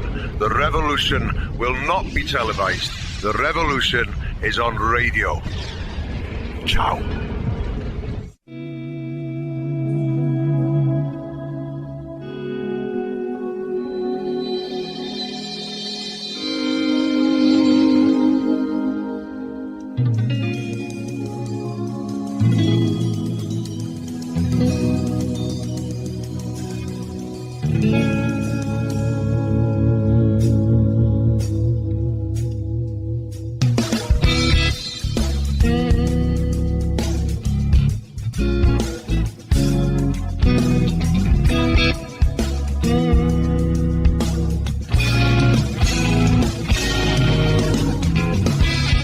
Welcome back, Fade to Black. I'm your host, Jimmy Church. Tonight, Jordan Ziff is with us live right here in the bunker. Yeah. Tomorrow night, Jason Quitt is here, Quitspiracy 8. Wednesday night, of course, Tony and Cherie Rathman are here for ghost hunting, but tonight it's UFOs and Guitars. And Jordan, right before the break, I asked you to go get the Hello Kitty guitar. Let me see this thing. I will hand it to you. And check this out. I'm just going to hold this up to the camera. This is it. There's the Hello Kitty. And this is the color blue. This is I just dinged Jordan's guitar. Don't worry about it, man. It sounds better now. I have a friend that's a painter. He can take that nick right out. He can buff it out. And this is a Charvel Telly. And just how did you figure out this color blue? I don't have a blue guitar. You know, it's funny. I've never had a blue guitar. And growing up, I never liked the color blue. right? And one day I just started liking the color blue, and I was like, I just want to have a blue guitar because I've never had a blue guitar, and I thought that, a telly would look really cool in blue sparkle. And it's such a statement. And you chose to go with humbucker, right? Take out the telly single coil. Of course, yeah, because single coil is not particularly my vibe all the time. Maybe on the neck position, but not on the bridge. It's too twangy for my sound. And that guitar, lean that over against the table in the corner. Yeah, I feel a little safer with that. Oh yeah. If you want, though, you can hang it up there, and maybe you'll forget it when you after the show. Is the telly shape, right? It's another thing. It's become such a part of you, right? It's an identifiable thing now. So are you now a telly guy? Honestly, man, it's very hard for me to commit to any type of particular guitar shape because I really just have a love for everything. But yeah, dude, I really love this telly, and I love tellies, and I think they look cool. But who knows, dude? I could play something completely different, tomorrow. I have no idea, but I love, Charvels and Jacksons, so I'll always be kind of designing something with them that might be a little bit different. Are you going to continue? Oh, I see what you're saying. It wouldn't necessarily be a telly the next time around. Yeah, it won't necessarily be a telly the next time around. Now, in the Hot Crazy videos, you're playing a Randy Rhoads. You're playing a Jackson. Right, in Manly and Heels. Yeah, Manly and Heels. Yeah, so that Rhoads has I got that guitar, I think I was 15 years old. And it was black and had black hardware, and it's a USA Rhoads, so great guitar. And I just brought it on tour with me everywhere, and it just looked like trash by the time I was done with it. And it was sitting in a case for a few years, and I was like, this would be a really cool guitar for Hot Crazy. So I took it to a friend, and they stripped off all the paint, they fixed the wood chunks that were missing from it, and routed it out for a middle humbucker. And I put oh, that's right. That's a triple. Yeah. So I put 3 gold, PAFs in there and a gold Floyd Rose, and it's like a rainbow sparkle color, and it's like it's a cool guitar. This is the Hot Crazy Rhoads. Now, one-time offer. Okay, I'm just going to put this on the table right now. You pick any guitar in here, and let's just swap. Let's trade for the telly right now. Any guitar. This guitar is going to be of too much historical significance for myself when I'm older. Pick. I'll even sign one of these guitars. I'll have to think about it. Okay. We'll have to do it under the table, though. Okay. So I don't get in trouble for trading a guitar from from Charvel. Right. So the door's not closed. No, it's not closed. It's not closed. Because I have that Randy Rhoads Minion. Yeah. You could. Yeah, that's perfect for me because I'm so tiny. How did you? Before we get to the UFOs, how did you find lead singers are tough, bass players are even tougher, and maybe even the right drummer is tougher than that? And when you get the right guys, you hang on to them. Yeah. Let's start with Carl, your singer.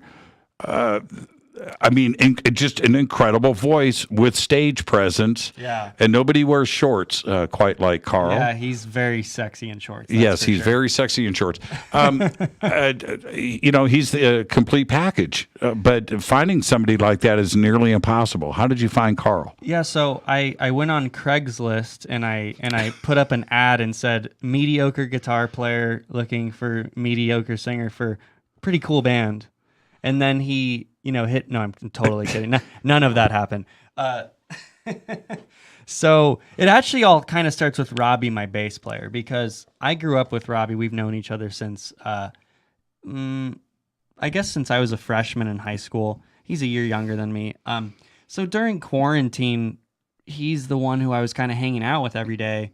And I was like, dude, it's time for this band thing to happen. That's this band thing that I've been thinking of for a really long time. This was in Los Angeles? This was in Arizona, actually. Oh, it's in Arizona. I moved to Los Angeles in the midst of quarantine. And I asked my friend Robbie, I was like, do you know any really cool singers that live in LA? He's like, yeah, I used to work with this dude at they're both servers at a restaurant. And I went on Carl's Instagram page. Straight up. Yeah, straight up. That's how this band happened. And it's even better because Robbie, had his own band called Farewell My Love, and he's the guitar player in the band and stuff. And when this band started, I'm like, yeah, but this band needs to be one guitar player, because I just like the idea of the Queen thing. Yes. Or the Beatles. Like, I like just like Van Halen, Led Van Zeppelin. Halen. Of course Queen came to my mind, but yeah, I love that. And so he's like totally cool with playing bass, and bass is a very important instrument in this band too, because there's a lot of cool bass lines happening that wouldn't necessarily be in like a harder rock type of band, so it's pretty cool. So he loves doing the bass in this band. But yeah, I mean, it literally happened me saying, yeah, do you know any cool singers? And he told me about Carl, and I went on Instagram and looked at him, and it's like, he looks cool, he sounds great, I want to meet him. So we had a party and we all hung out, and just like it got crazy. But like okay? Look, man, I'm not gonna hold back. Was he as flamboyant in person as he is with his stage presence? Let's just say, the first time I met him, he was wearing a sparkly outfit with sparkle high heels. So you knew out of the gate. Yeah. Right, this is the guy. Yeah. That's just who he is. Yeah. That's awesome. Yeah, he's so great. And so, kind of, and he was, doing kind of more pop stuff. So being in a rock band, I don't want to speak for him, but I don't know if that ever crossed his mind, to be in a rock band. This is certainly his first rock band. So it's a very interesting type of situation. It's not normal at all to find a bandmate like that. Well, okay. Before you just said that you grew up with Robbie, but I want to talk about him in a second. The thing about Carl, it appears that he can sing whatever he wants to. Yeah. Right? He's got the pure rock and roll. I'm going to say he's got a Dio Graham Bonnet tone thing where if he needed to go into that zone, almost Lou Gramm-ish, right? Yeah. I'd say he's more like in that realm because Carl's voice is a bit cleaner, Well, and then there's the other stuff. Yeah. Right? Where he has obviously got a tremendous amount of range. Yeah. And he can go into this other clean, pure, harmonic world. Yeah. Yeah, it's beautiful. It's I have to say that it's such a pleasure to work with him, because I've never worked with a singer that's in that realm at all whatsoever, Well, so I'm talking to Jordan last week, and he says, Carl's coming over. We're going to be doing some background vocals today. And so we talked the next day, and I asked you straight up, I said, so, man, is he a one-take Jake, or is he a prima donna? You got to work with this guy? And you said, no, he's wonderful in the studio. Yeah, he just goes in and does it, and then that's it. Man, rare. It's in this Pro Tools world that we live in, where singers want to punch syllables. Oh yeah, big time. I mean, guitar players. Yeah, Let's not even get on guitar players. It's the truth, right? Yeah. And now, because of who you are, now you're the principal songwriter in the band? I'm the principal songwriter, but we all write all of the lyrics together. So there's not a single song where it's just me, really. Like, yeah, I do a lot of the instrumental of the songs and I'd say a lot of the melodies, but not everything. And when we write lyrics for this band, we all sit in a room together. First, we talk about what is the song about. Then, as we're writing the lyrics for it, we talk about the music video for it, as if we're going to make a music video for every single song that we do. While we write the lyrics, we're trying to build a scene, almost like a movie. Mm-hmm, mm-hmm. And it's been very magical because, honestly, growing up, I was never comfortable writing lyrics for bands because I just didn't think they were good enough. But it really just comes down to the mindset about it. And I think that our process is just interesting, the way that we all sit together and all three of us write together so that we get the best lines possible. There's no one person writes a line and he goes, this is the line. Even if like two of us disagree, it's very like, no, I get what you're saying, but I think we can do something better with that line. And it's just interesting to write lyrics like that. I've never done it. And I can say that I've written some really great lyrics that I'm very proud of, and I've never done that in my life. And I'm very happy about that because it's something that I knew I could write music. I knew I could write melodies. I knew I could do some phrasings and things, but lyrics have never been a strong suit for me, but I actually feel pretty comfortable with that, process now. Now, what about are you the approach to recording as a band? Yeah. How are you going to deal with that?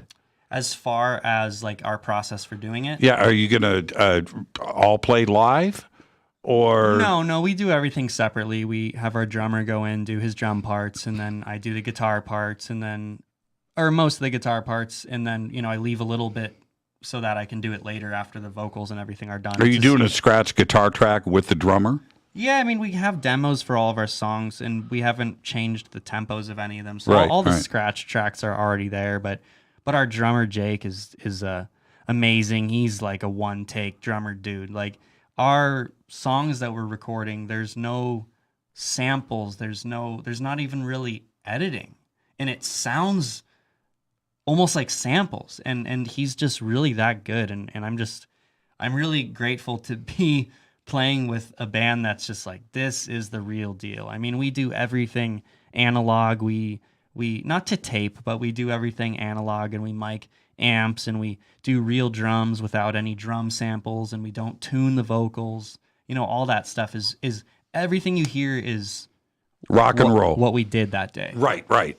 Now, I want to talk about Robbie because, and Robbie's going to hear this later. Maybe he's listening now. But I said something to you that I think describes him perfectly, which is this. He's got image, right? He's got a thing going on, and the whole band does. And then there's Robbie. Yeah. That's magic, man. He's got an image. Yeah, he's great. He looks like such a thing. Yeah. I hope he's laughing right now. Yeah. But the band is it's nearly perfect. Now, and before we move on, and it's UFOs for the rest of the night. You have the best of both worlds now, though. You've got musically the opportunity to play with such great musicians, and you can do whatever you want, right? Okay, so you've got that. And then you've got the image there, too, as well, where this doesn't happen that often, where everything is happening at the same time for a change. Yeah, it's really, for me, it's very profound for something like this to happen, because this is something that I've always wanted, and it's in the midst of it's moving forward. And it's funny you say that, because so many people that are musician friends of mine are like, you're doing all of the things, the look, the music, and it's really, it makes me feel really good, like everyone's excited about it. It's as a musician myself, that's everybody's dream, is to have the right musicians, but then of course the stage presence and the show to go along with it. I often, I'll say this before we move on, when I remember listening, and this is no joke, listening to Queen, heard something on the radio, and then I see the album cover, and I was like, these guys look like this, but they're playing like this? How perfect is that? Right? Wait a minute here. They care about their image, right? Right. There's a thing going on, but yet the songs are angelic, right? They're perfect, right? And that's the gift that you guys have right now. I appreciate that so much. That means a lot. Let's move on. Let's talk about UFOs.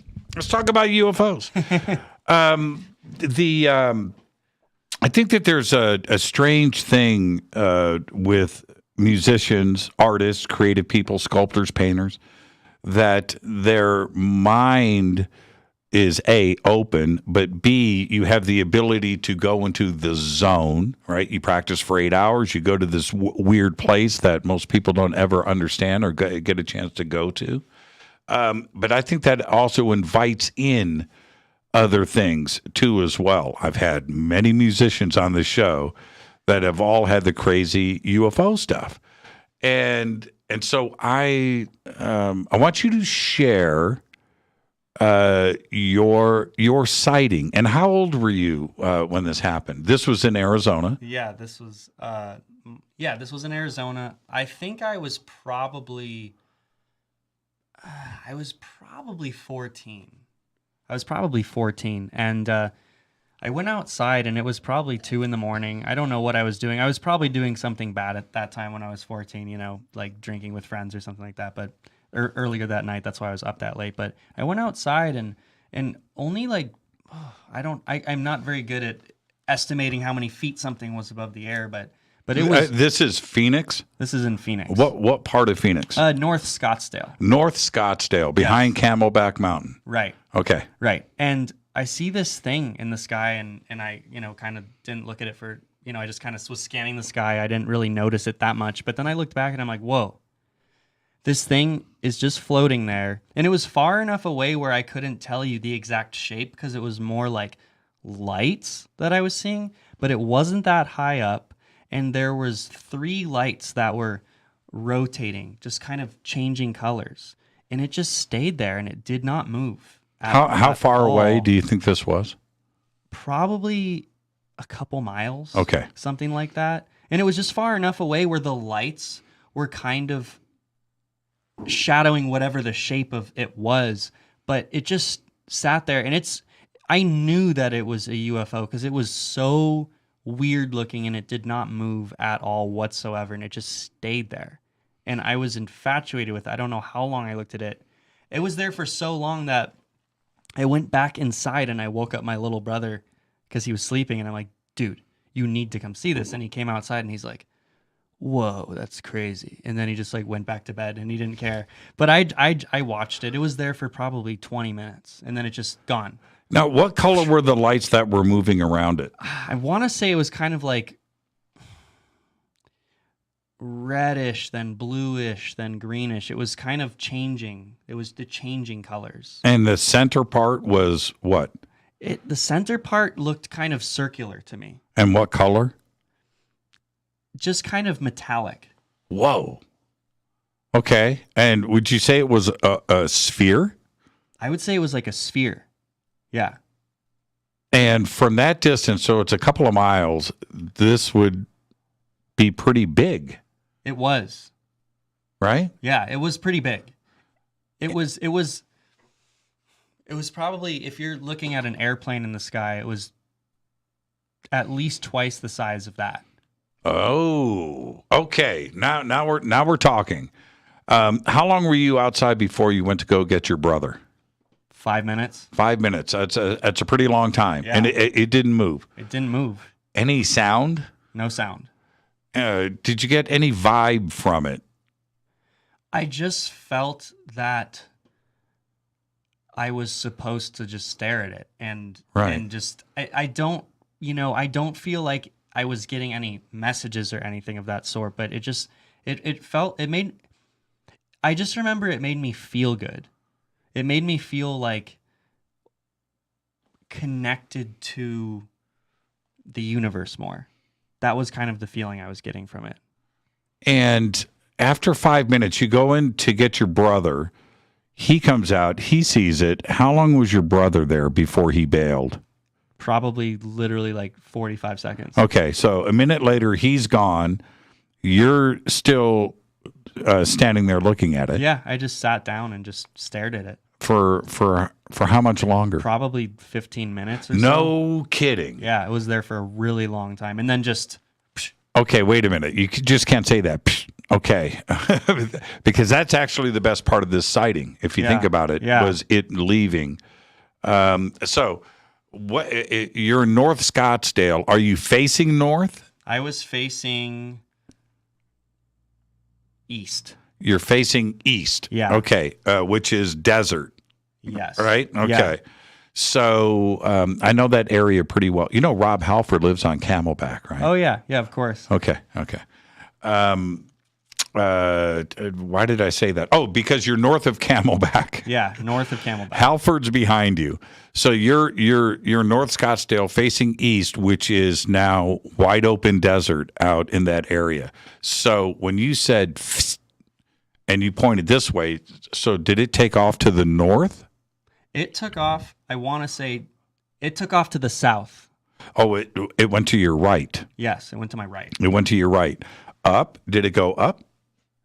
It was gone so fast that I couldn't even tell you if it was up or but I know I saw it kind of to the right, and then it was kind of gone. And how long? A second, right? Yeah, that fast. And when you say gone, what do you mean? As in, it left, and I kind of was able to kind of see it go. It was kind of going to the right and kind of going up, but then it just kind of disappeared. Mm-hmm. Like, so there was no, it was gone in the sense that I saw it go so far away that it was out of my distance. It actually disappeared. Like vaporized. Yeah, like vaporized. Like dissolved. Like dissolved. That's pretty. You're officially a crazy UFO person just with that description. I am.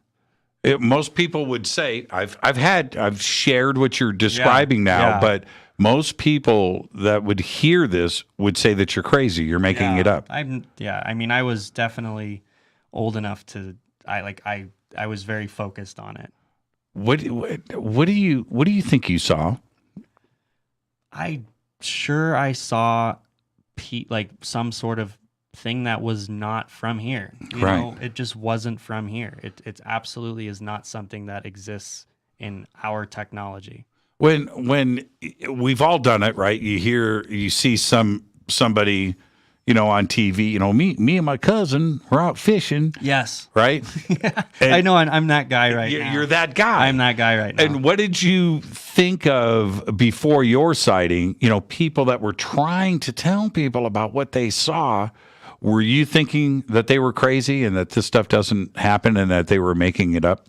I never thought anyone was crazy because I was always so into history as a kid, and it kind of started with all the stuff they talk about on Ancient Aliens. I just I know that we're not alone, and it wouldn't make sense that we would be alone. Right. Logically, it doesn't make sense to me that there is nothing else out there. What do you make of? We'll talk. We've got some other stuff that you and your friends experienced. We'll talk about that after the break. But what do you think of today? You just brought up science. Yeah. Exoplanets being discovered, the Tic Tac, you have Navy, the Senate, that suddenly UFOs are in the news, and it's not because of ancient aliens, it's because of something else. Right. What do I make of that being in the news now? Yeah. I think that it's coming to a time where they're getting us ready to understand that that's a real thing. And if they just couldn't do it all at once, because that would be kind of crazy of them and it would freak too many people out, I think. Do you remember, I'm trying to think of, who's the band that did Hangar 18? Megadeth.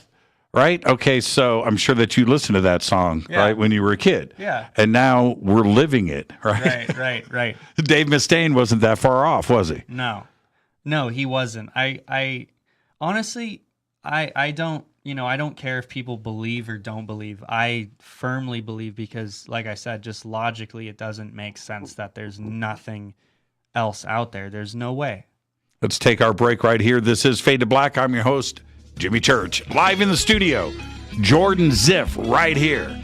Just agreed to barter guitars. We'll be right back after this short break.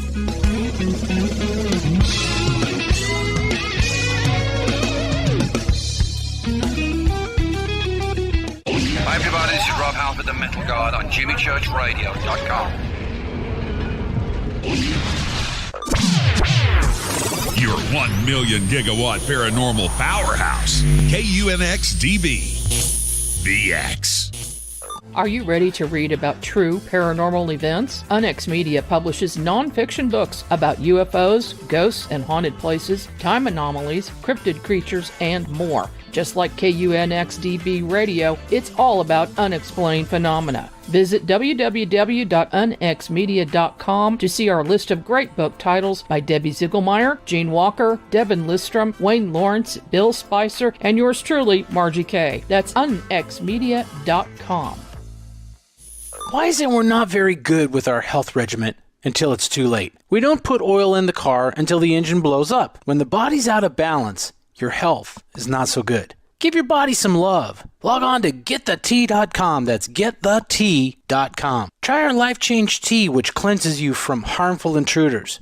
A clean colon is one of the ways to bring the body in balance. We also carry organic supplements to help you get where you need to go. So do your body a favor. Log on to getthetea.com. That's getthetea.com. You can even visit our sales page to save some dough. Does anybody call money dough anymore? Anyway, if you're looking for short, helpful health tips, go to YouTube and punch in Health Matters Now. That's Health Matters Now. So, log on to getthetea.com, shop, get balanced, then learn some cool tips at Health Matters Now. You'll be glad you did. That's getthetea.com. This is Jimmy Church of Fade to Black, and I only drink Fade to Black blend coffee from Rivermoon. Just click on the Rivermoon Coffee banner at jimmychurchradio.com. Promo code F2B Blend. This is the only way forward. This is Fade to Black. Make contact. When you're in the house for longer periods of time, you can see them flying or running across the floor. Ooh, yuck. They're unhealthy, gross, and disgusting. Bugs. I loathe bugs. We keep a clean home, but occasionally bugs show up. Well, I found something that is tougher than bugs. Orange Guard. On contact, it kills hidden bugs, including ants, roaches, and fleas. Plus, Orange Guard is a residual repellent. All of the ingredients of Orange Guard are on the FDA generally recognized as safe list. Orange Guard may be used around food, humans, and pets. It comes with a 30-day money-back guarantee. Orange Guard. Available at orangeguard.com, Whole Foods, and Ace Hardware.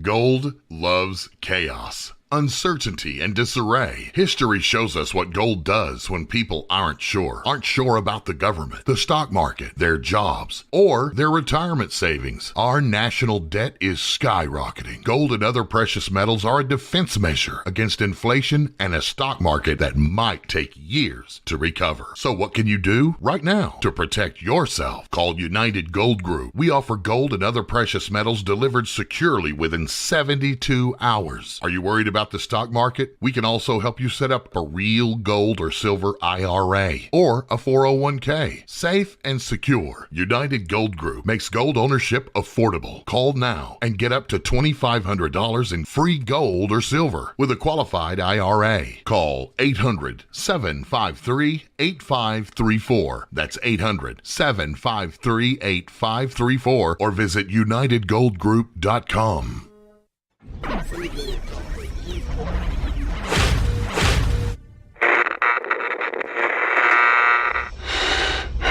You want to know a secret? I love ponies. I really love ponies. I'm serious. I couldn't stay sane without ponies to brush. Why Fade to Black? Because you never got that pony, damn it. This is Fade to Black with Jimmy Church on the Game Changer Radio Network.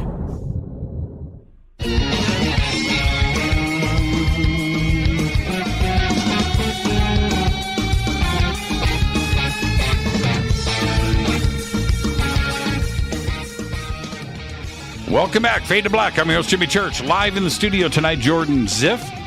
And love talking rock and roll, and I don't get the opportunity, Jordan, to really talk shop. I mean, with the guitar player, sitting with guitars and going through that. So much fun for me, and I know that everybody out there knows what I'm about and know that I'm enjoying myself. It's been a great conversation tonight. And then we get the element of UFOs thrown in to all of this.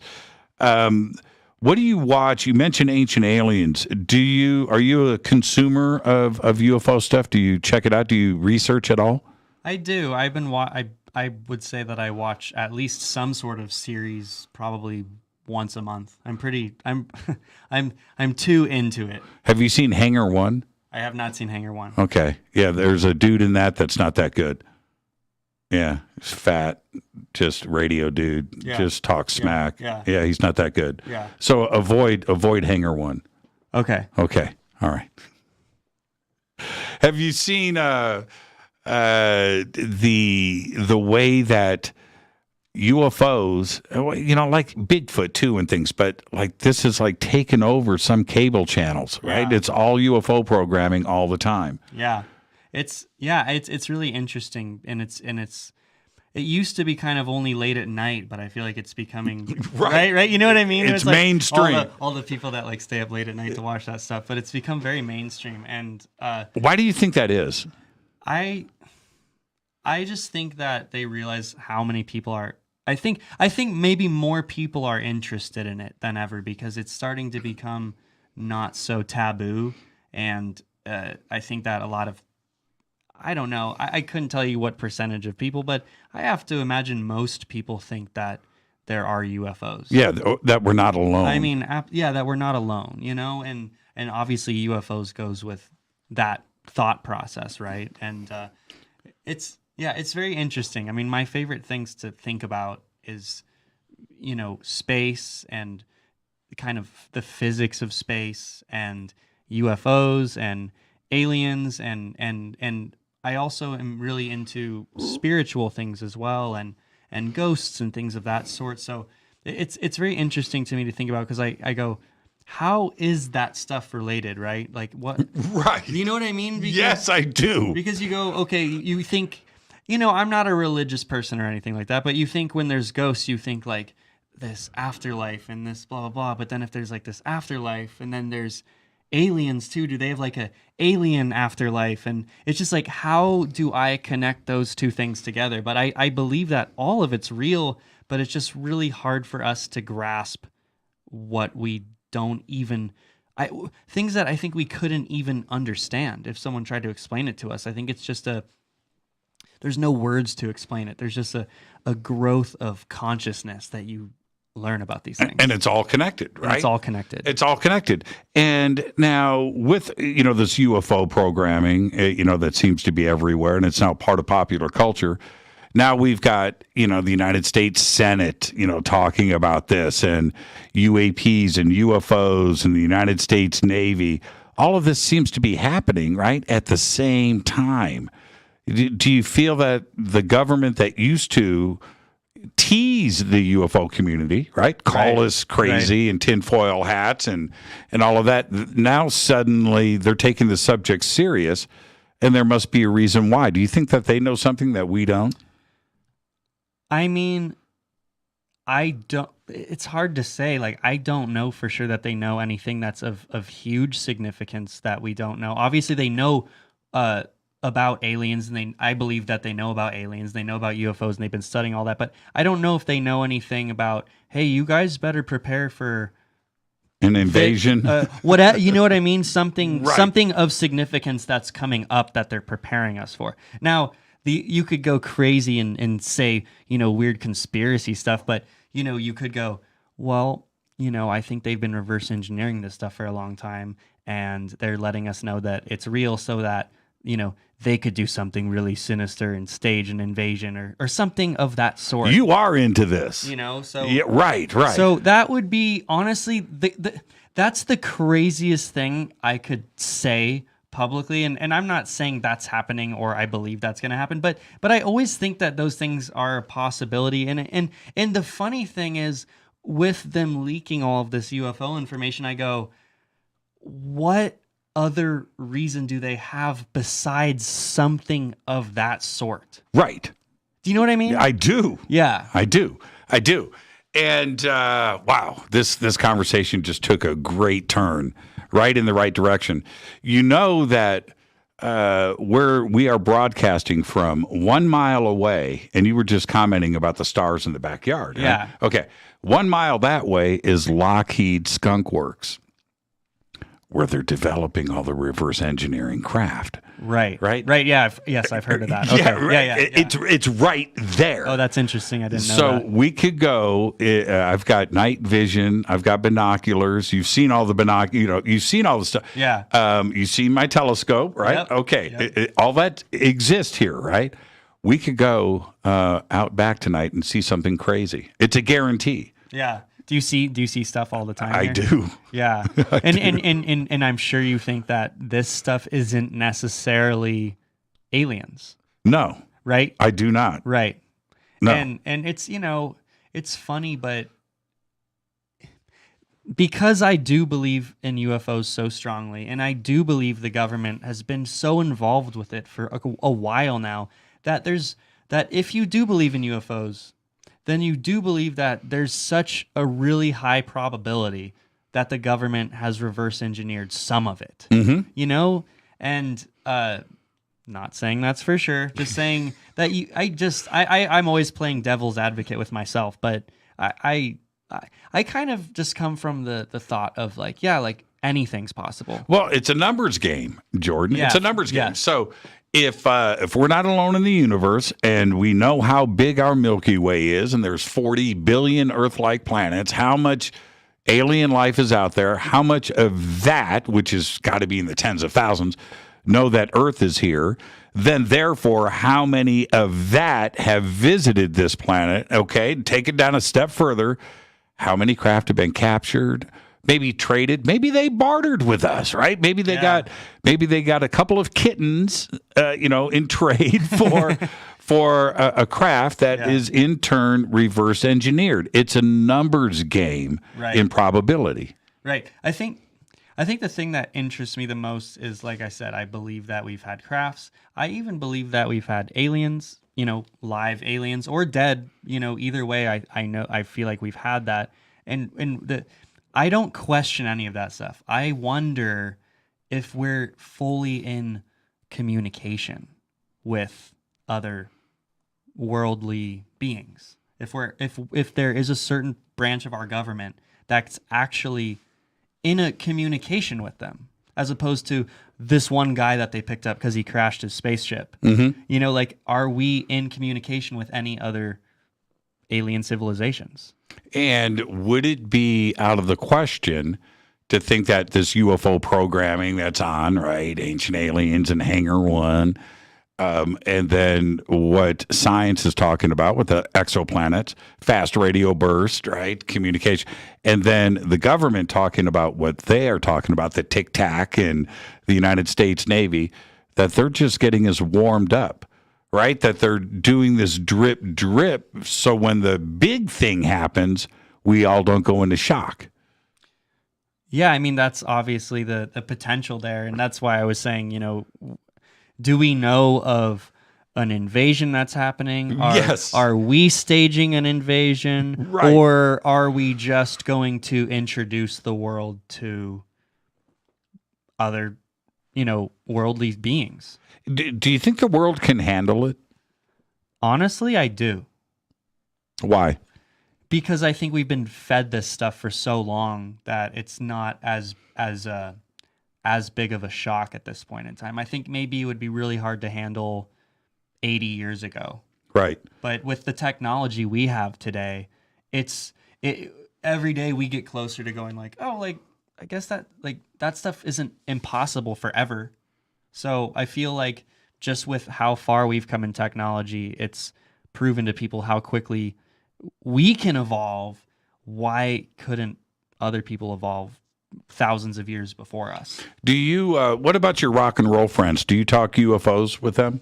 I sure do. And do you find that everybody is sharing the same interest, or are they learning from you? I feel that everyone kind of shares the same interest to an extent. I feel like I'm probably more into it than other people, but Stephen Piercy, super into it. I mean, watches ancient every time we're on the road. I go to his hotel room and he's watching Ancient Aliens. Really? Yeah, just 100% of the time he cares about aliens. So that means he knows who I am. That's pretty trippy. I'm sure, yeah. 6 degrees of separation, right? Yeah. Wow. Okay. I'm going to leave that right there. Well, we were talking about Rob Halford during the break, and I'm over at Rob's house, and I think I had a briefcase or I had something with me, but inside of it was this book called Above Top Secret by Timothy Cook, I think. And but he sees the book and he picks it up and he goes, "Oh, aliens, right? UFO." I go, "Yeah. Ever see one?" I said, "Maybe." I was like, weird, man. I was like, okay. Now this was, this is 20 years ago. Yeah. And I said, "Funny that you bring this up." I said, "Do you know where Cave Creek is?" He goes, "Yeah, it's right at the street here in Scottsdale." And I said, "There's a story in here about a crashed UFO in Cave Creek in 1958. Shut up. And Rob, back me up on this. This is exactly how I open it up. He reads the story about Cave Creek, and he's at Scottsdale, right? He goes, "Let's go." I said, What do you mean? Let's go. So we jumped in the car and we drove up Scottsdale Road to Cave Creek, which is where you had your sighting, well, oddly enough. Yeah, I mean, more in that area. Yeah. But Rob was told, I had no idea. Then after that, I couldn't shut him up. Once we made that UFO connection, we talked about it all the time, and I was totally surprised. I mean, I can't imagine anything more interesting than what is beyond now, what is beyond our Earth. There's like, I can't think of anything more interesting than that. So it's just not a surprise to me that a lot of musicians are very much into that sort of thing. Now, you shared. Okay, let's talk about the other incident with one of your friends growing up. What year was this? How old were you? And just kind of give me the background. I was, again, it was in that same time frame that I had my UFO sighting. So I was around 14. Okay. My friend was at home. He lives literally, I could walk to his house in 2 minutes from my parents' house where I was living. And he was laying in bed and nobody was home, but he felt like there was someone inside. Almost like when you feel like there's a spirit inside of your house, or you feel like someone's standing behind you, you just kind of like, that's a presence. Like there's just this presence there. Right. And there was something about this presence that just really terrified him. And he was just he told me he was laying in bed in this curled up position. But little did he know that his brother was just returning from a party. And when he's getting closer to the neighborhood, he looks up and he's like, "Whoa, there's a UFO right there." And he saw this UFO. Like a flying saucer? Like a flying saucer. Okay. And this sounds crazy, but he saw this flying saucer. And these people would not lie to me, and they would never make this up. Okay, so he's going home. Yeah. Where's the flying saucer in relation to the house? I'll tell you. Okay. As he looks, and it looks like it's in his neighborhood.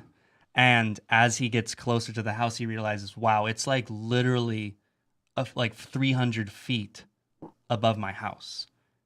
His house. His house. And when he turns onto the street in the neighborhood, it goes up and gone. He gets to the house and he goes inside. And the first thing is his brother says, Did you just get home? There was something in here that was like weird and messing with me. And then he goes, "Well, there was literally a UFO just above our house." And I know this sounds like one of those, Yeah, I was out fishing with me and my cousin Ernie. But it's not that. Right. These people are not like that. And the order of the story was that he was like, were you in the house? And nobody was in the house until he got home. Right. So to me, that's the closest I've been to something that's super weird. I mean, that's like he was there to abduct or something of that sort. So he felt like E.T. was in the house. Yes, he felt like E.T. was in the house. And was there missing time? Do you think he was abducted? I mean, he has never said anything about missing time, so I don't think that he was abducted. But honestly, I don't know. I honestly never asked him about if there was missing time. The experience like this, most people don't want to talk about it. They're reticent, to talk about this with anybody. Yeah. How did they relate the story to you, one? And two, do they talk about it today? And is this something that other people know about? This is something that not that many people know about it. But as soon as it happened, they called me and they're like, dude, you're not going to believe this. And they told me, I'm just like, oh my God. Because that's in my neighborhood. Right. Right. And pretty creepy, not out of the norm when it comes to UFO contact experiences. No, not at all. This all fit, but it's got all of the elements of the classic contact story. Right. Right? Where somehow a being has gone through the walls. Right? Now, if the ship took off when the brother's pulling up, that means whoever was inside of the house went from the house to the ship and left. Right? That sounds like crazy talk. Yeah. But this is something that people talk about all the time. Yeah, I mean, there's tons of stories of aliens basically floating down from a ship. Right. There's some sort of, I don't know, some sort of almost spiritual beings, right? Sure. Did the brother, not the one in bed, the one that was pulling up in the driveway, did he describe the craft to you? Did you ever... He said it was like a flying saucer. Really? Yeah. Are you aware of the Phoenix lights? Of course. Okay. Now, by the way, I was in Phoenix when that happened. Oh, really? That Thursday night. So did you see it? No. And I was with Halford and a few other people. We were at the Hard Rock at the Four Seasons or whatever that is right there off of Lincoln.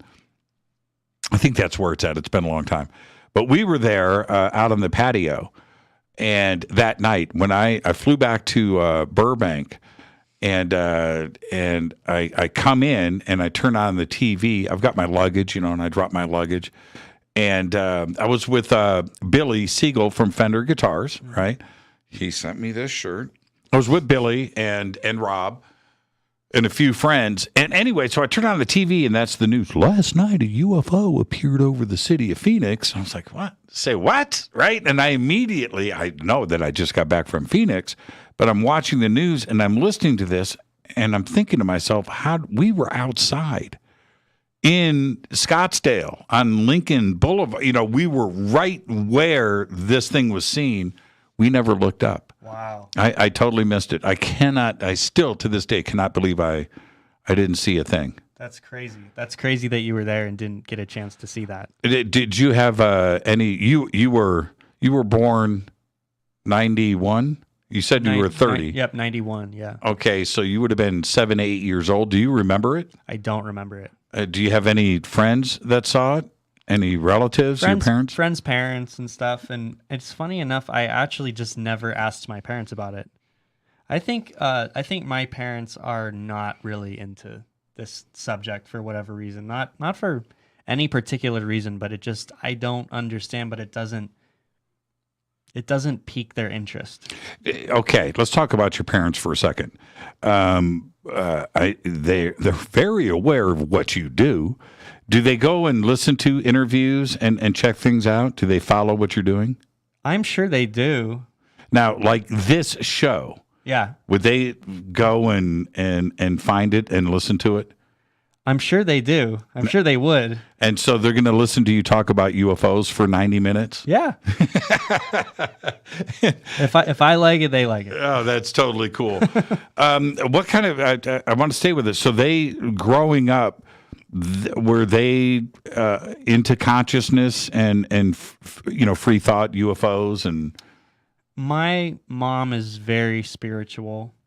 And my dad has become very much more spiritual over the years. And it kind of, I guess I don't really talk about this subject a lot publicly, but my older brother passed away from heroin about 6 years ago. And since that happened, my mom has met some incredible mediums that, I listened to their conversations. She had them recorded, and I couldn't even believe the things that they were saying, and they had, they didn't know why she was there or who she was, and just the things that they were saying about my brother and basically directly talking through her was like, it blows my mind. And I've always been into that stuff, but that has made me even more there's more confirmation to me that that's a real thing.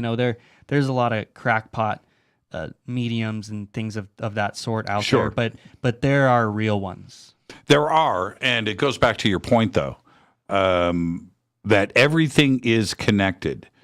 And when I say that, spirituality, consciousness, UFOs, downloading of information, and all of this is what's crazy to me, is that the world of science, which you brought up, and physics, where they want us to understand what they are saying. There's a multiverse. There are parallel worlds. There are 11 dimensions, not 3 or 4. You need to accept entanglement and locality and non-locality and all. And if all of that, what science is trying to convince us of, and I believe that they're right, then everything else is connected to as well. That is confirming the afterlife. That is confirming ghosts. That is confirming interdimensionality of things, and maybe even Bigfoot, right? Oh yeah, it's. The possibilities are endless, and I feel like, in reality, anything's possible because of all of the possibilities with different universes, and it just. There's almost not a thing that someone could tell me is real, and I'd be like, no way, that's really cool, and it wouldn't even like blow my mind, because I'd be like, yeah, I feel like anything's possible. It's always a numbers game. Yeah, I always look at right now, Jordan. I'm telling you, this is in the world of probabilities, in the world of numbers. What I'm about to say is a fact. That right now, it's just numbers, that right now there is a guitar player named Jordan, and a radio guy named Jimmy on another planet in this universe having this conversation. It's a fact. I would love that, and I would love to meet them. It's a fact, except for Jordan doesn't wear red leather. He wears purple leather. And no, as a matter of fact, he wears jeans and a T-shirt on stage, right? Yeah, that makes all of the sense. Yeah. In that, and I'll give you the best example. If you take a deck of cards and you deal out 5 cards to 5 people, right? Okay, and then you shuffle the deck, and then eventually you're going to deal out the exact same hand to everybody. Now, it may take 1 million hands. It may happen in 5 hands, right? But there is only so many ways those cards can be shuffled before they repeat. Yeah. Okay? Yeah, of course. It's the same thing with particles and atoms. They only combine so many different ways. And eventually, in this universe, everything is going to combine the exact same way they did here on Earth. It's just the way it is. I feel like there's proof in that, in obviously what you were just saying, but there's just people here that look almost identical to someone else right? Right. That's not related to them. I feel like there's proof in that. Right. I love those photographs too. Separated at birth. Well, yeah, that's exactly what you're saying. Yeah. The atoms combined a certain way, and you've got another version of Tom Hanks, or whatever it is. And we only have how many people on this earth? 7.5 billion. Yeah, 7.5 billion. And I mean, 1 out of 7.5 billion that happened, and look, it happened. I mean, there's way more possibilities than that in the universe. I mean, it's mind-boggling. It's so big. And with that, let's take a break. Let's get this out of the way. One more segment left. This is Fade to Black. Jordan Ziff right here live in the studio. I am your host, Jimmy Church. Want to remind everybody tomorrow night, Jason quit for Quitspiracy 8. And it's been almost a year since we've done a Quitspiracy. Huge fan favorite. We'll be doing that tomorrow night with Jason.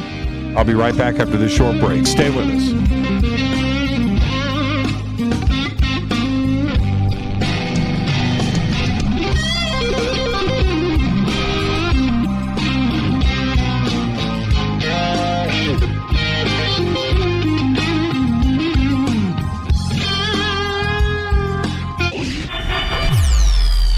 Listening to Jimmy Church and Fade to Black on the X.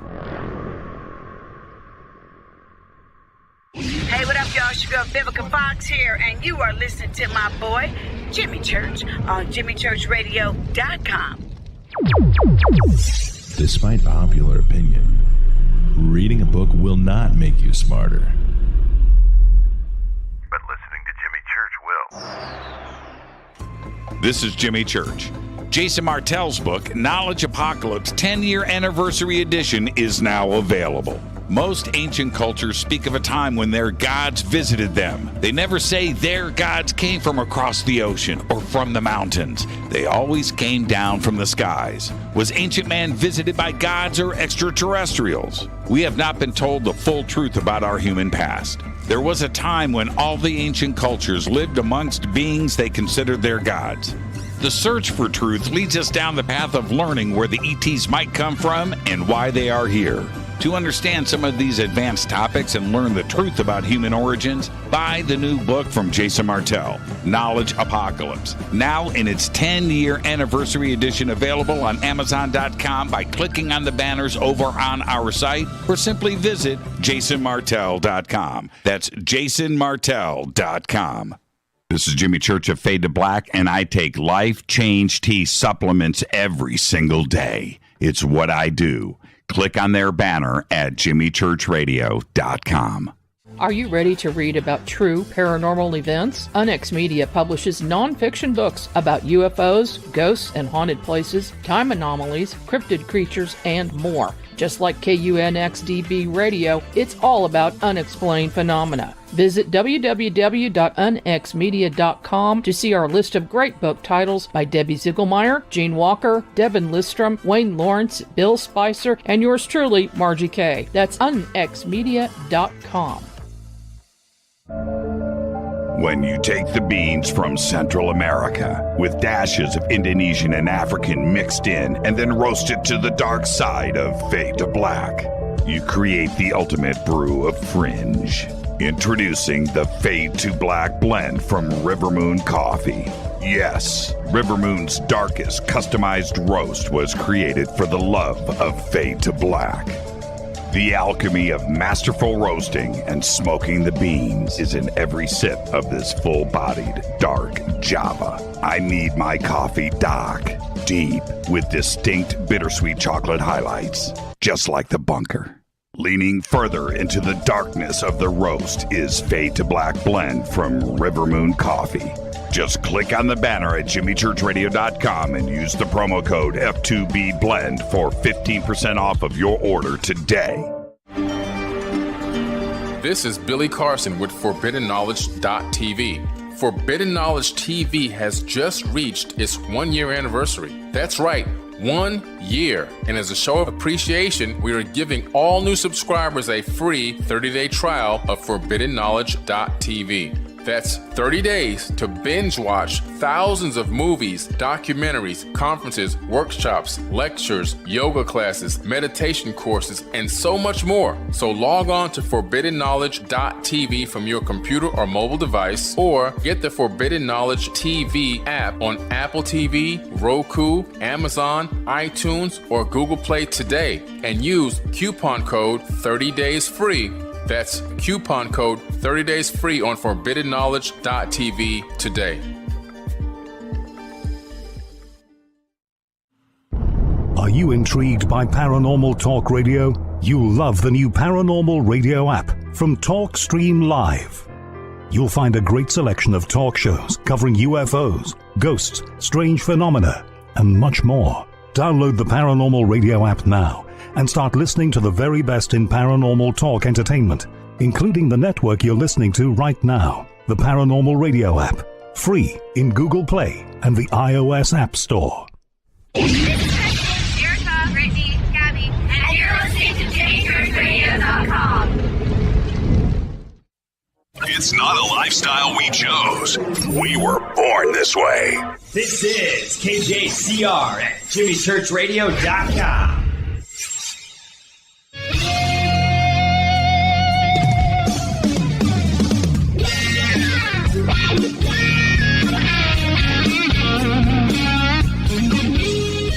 Welcome back, Fade to Black. I'm your host, Jimmy Church. Overtime with Jordan Ziff, live right here in the studio, sitting right next to me. And what a great conversation, Jordan. And this is the thing.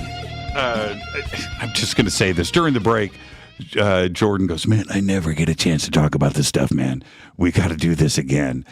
And but this is, do you feel that when it comes to UFOs now, that suddenly it is okay to have this conversation with people where it wasn't this kind of party 10 years ago or 5 years ago? Yeah, I mean, not even 5 years ago, probably. But I'm really glad that people can talk about it now, because to me, it's all about, I feel that the ETs want us to spiritually level up. And the only way we're going to do that is to learn about it and really acknowledge its existence. Now, I'll tell you the funny thing. We can largely thank Tom DeLonge for where we are today. And when he started the To the Stars Academy back in 2017, and he starts, he quits Blink 182, and he's going right after the United States government, and he's pulling stuff out of the CIA, the Department of Defense, and disclosure is here, and he's going to focus all of it. And he is largely responsible. I'm going to put it right on his shoulders for the media attention that everything got since 2017. And he's the guy that got you playing guitar. Kind of weird. It is really weird. I was, in fact, I was just thinking about that yesterday because I was watching a series on it was on Netflix. I can't remember what series it was. It was some UFO thing, but it was, kind of went into his To the Stars Academy, and I just thought that's so funny. I'm so into this stuff, and I was so into Blink 182. And did you know he was writing songs about aliens? What, back at that time? Yeah, I did. Yeah, I did. I did. But it didn't really. It registers with me now of, oh yeah, like he really was into aliens. That's what he would. Yes. Yeah, this wasn't like funny, ha ha.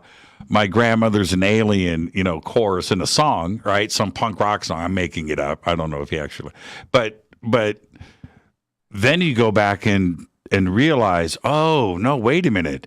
He was trying to tell us something, right? This wasn't a skateboard punk just writing a funny song.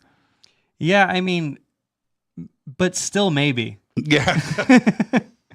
But clearly he was into it, and that's what led to where he is today. And yeah, you're right. He is responsible for a lot of this disclosure that's going on right now, which is kind of humorous to me that this is the guy. Yeah, this is a question that I generally ask all of the guests on the show, but it needs to be asked. If you had the opportunity, right? If you were your friend in bed that night, an ET comes in the room and says, "You want to go for a ride?" Do you go? 100%. Okay, now how far do you take the ride? Do you leave the planet? Wherever they want to take me. Really? Yes. Okay, what about time? Are you worried about how long you'd be gone? You could put the band on hold? Is that what you're saying? I know that's a really... Right. If I'm just thinking of nothing else but that, I just think that that's something that nobody gets to do. And I'm just so eager to learn more about everything, about the universe, about everything that now that you say all that things, I don't know if I would leave the planet, but if it was just a ride, I'd be like, absolutely. Yeah, I'd go for the ride too. Well, yeah. And okay, so now let's take it the next step further, right? Where they literally say, you can come with us, but you can't come back. Yeah, that's such a difficult question, but I would have to say no. Would you think about it, or would you, give me a night to think about this, and can I tell you tomorrow, or is it just a flat no? That's such a crazy question to ask somebody. But I know. But yeah, I mean, honestly, I'm sure I would say no. Oh man, I think I would go. But I don't know. Yeah, exactly. I know. Okay, so now let's put one more. Let's sweeten the pot. What if they said you can take your favorite food with you? It's going to be cool. You can bring the Hello Kitty guitar. We love music, and you're going to love our planet and all the pizza you can eat. You'd go. That's a pretty sweet deal. Yeah, it's a pretty sweet deal, right? Yeah, I mean, I'd have to go. Yeah, I would go too. And, one of the things I remember my daughter saying to me, she goes, but Dad, you would leave us. I said, well, you could come. No, what if I don't want to go? And so that's the other part, that you really have to think about is, your friends and your family that you're leaving behind. That's the only thing. That's the toughest part that I'd be thinking about. Okay. Yeah. So now let's take this to another area, an easier one to contemplate. Elon Musk comes to you and says, hey, I've got a seat for you, Jordan. One-way trip to Mars. You want to change humanity?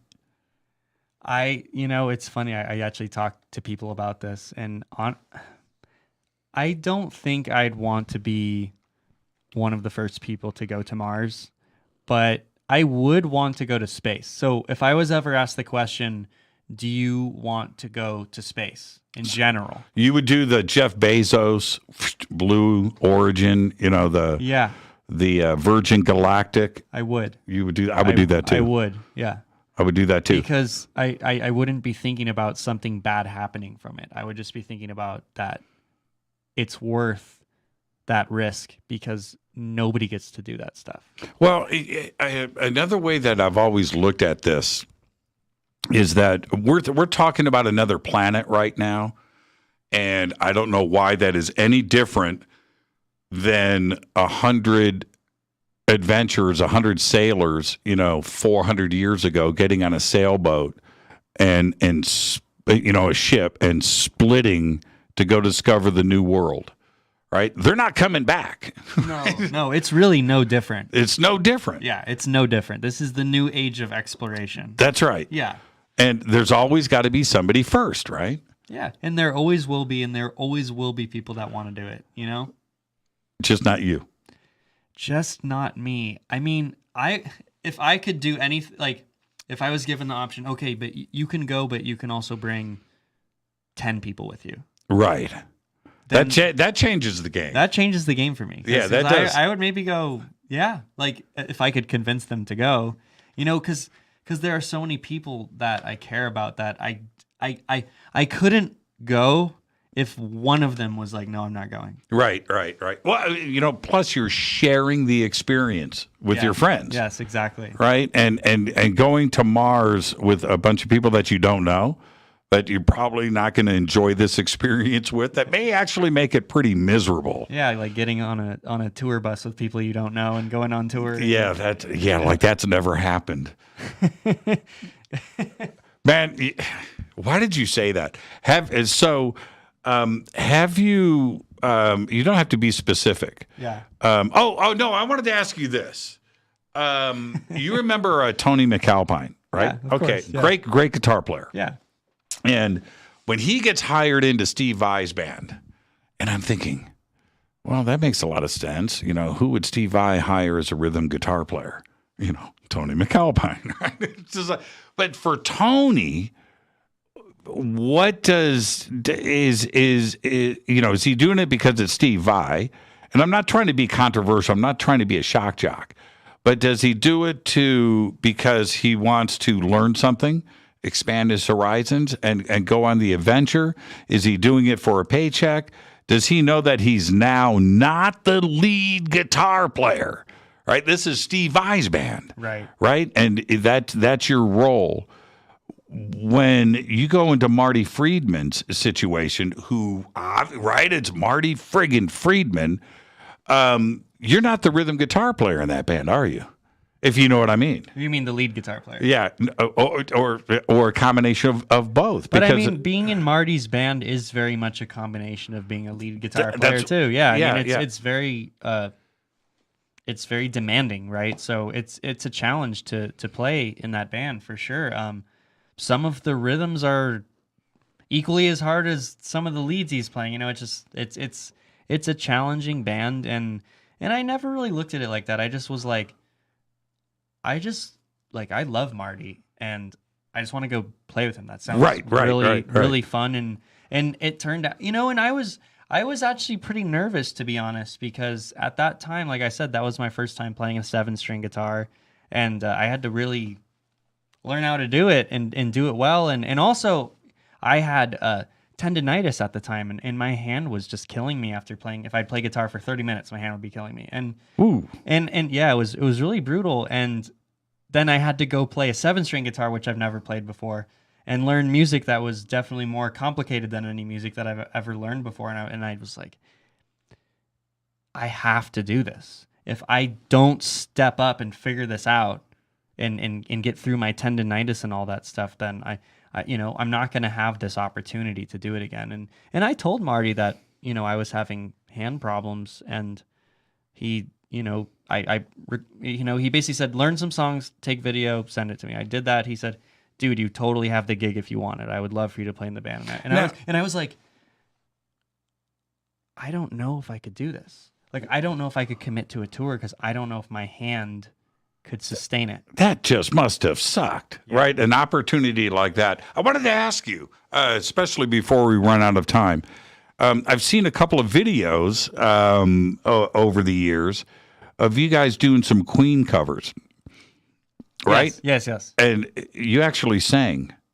Yeah, we did the Bohemian Rhapsody. Yeah, but that's. I was thinking it was "We Are the Champions." That one I just played on the you guitar. Played, right? Yeah, okay, but you sang Bohemian Rhapsody. Yeah, which is, you know, it's funny because that was the first time I've ever sang leads really at a show. Honestly, I've always sang in bands. I've always been a backup singer, whatever. But that type of thing made me pretty nervous. Like I'll be honest, and it's funny.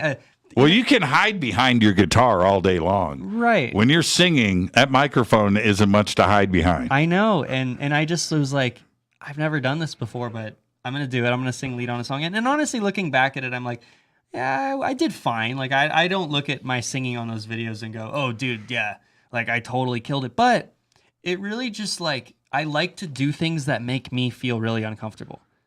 I like to do that. Right. So, and you know, this actually relates back to a question you asked me earlier when you were talking about writing songs and like, what challenges you the most? For me, what challenges me the most is this band Hot Crazy and how I have to become a great singer. Yeah.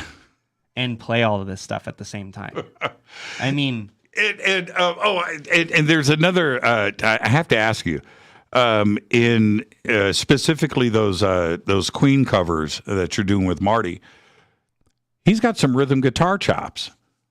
Of course. Yeah, no, I'm being serious, Yeah, man. yeah.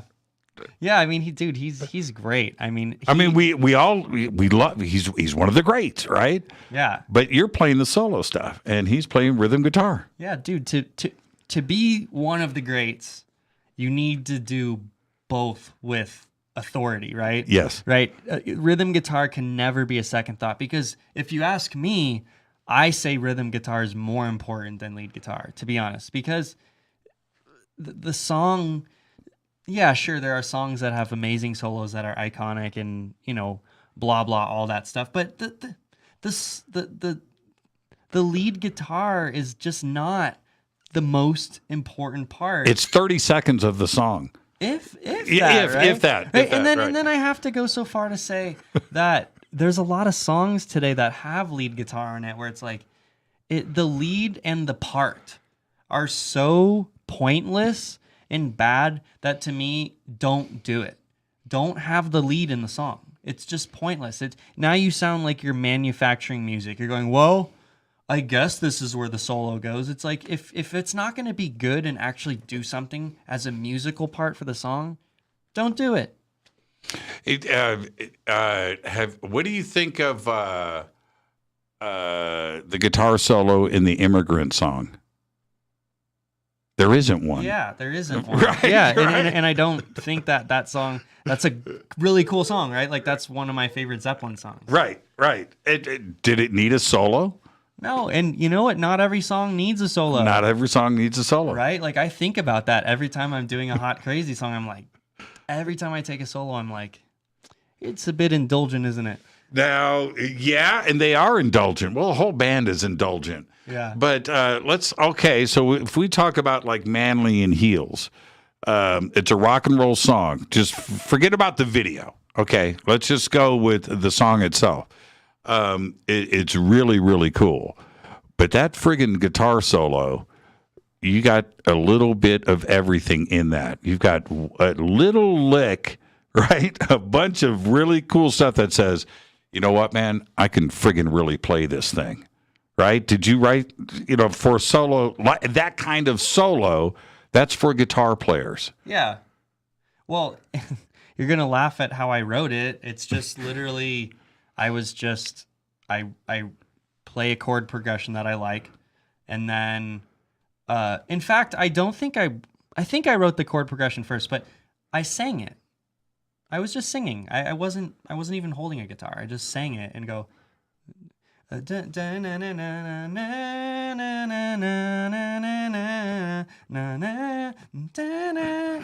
that stuff. I'm just singing it. Right. And I'm just like, oh, that's cool. Love that melody. That could be I could sing that. That's a vocal melody. Great. I'm going to write that. Now, is that's something that I've always felt, you do it so well, but Brian May played that way too. Mm-hmm. Where it felt like the backup singers for Lynyrd Skynyrd, right? I mean, you know what I mean? Just precise, melodic, written for the music first, but it's got this vocal sensibility to it.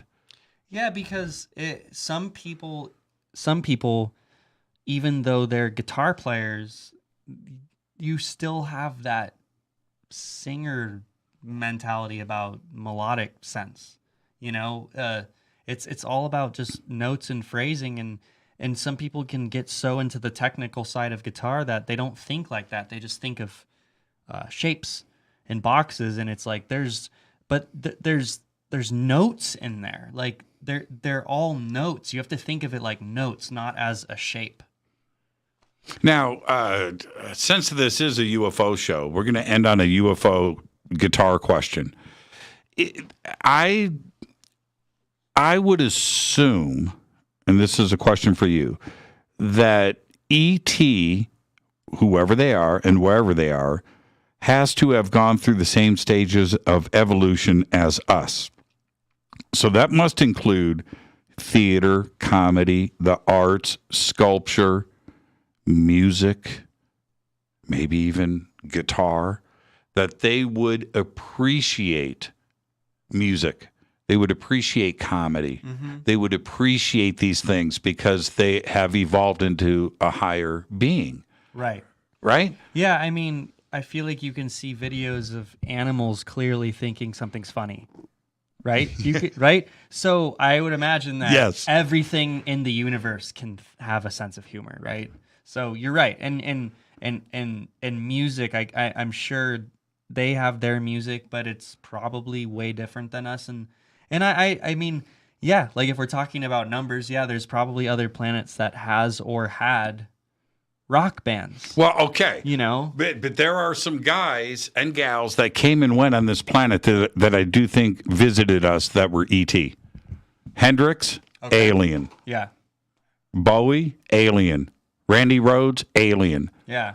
Just came by and did a drive-by and split, where they were just way beyond our own consciousness at that moment.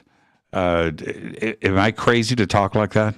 I mean, I think that a lot of humans have been influenced by aliens one way or another, really profound human beings where they were, you know, whenever I'm doing something musically or we're talking about how you get into this zone. Right? Yes. Okay. So I could go so far to say that everything I do, this is super crazy talking out there, but whatever, that it's really not me. It's just that I'm connecting. I'm connecting, and I happen to be a good vessel to translate that. You know? Yeah, I do. When just like when the light bulb was invented or something of that sort, I think that what I'm doing is not to say that I'm as important as someone who invented the light bulb. It's not that. I just think that my process of how I'm getting this information is the same. You could almost be a fill-in host when I'm out of town. I mean, these are the things that we ponder on this show nightly, and think about this because when these artists, and it doesn't matter if you're a musician or sculptor or painter or writer, this creative thing that comes along where this originality happens. Elvis, where did that? What is that channeled? Right? Is that coming for, going to the mountaintop, getting into that mental zone and tapping into something that takes you to that next level? Hendrix is a great example of that. Where it's just so Bowie sang about it so much that I think he was trying to tell us something where I just feel like they were channeling into a higher consciousness. Yeah, and the higher consciousness to me has to do with ETs as well. It's all the universe, right? I feel it's all interconnected, and it's all about us tapping into a higher consciousness.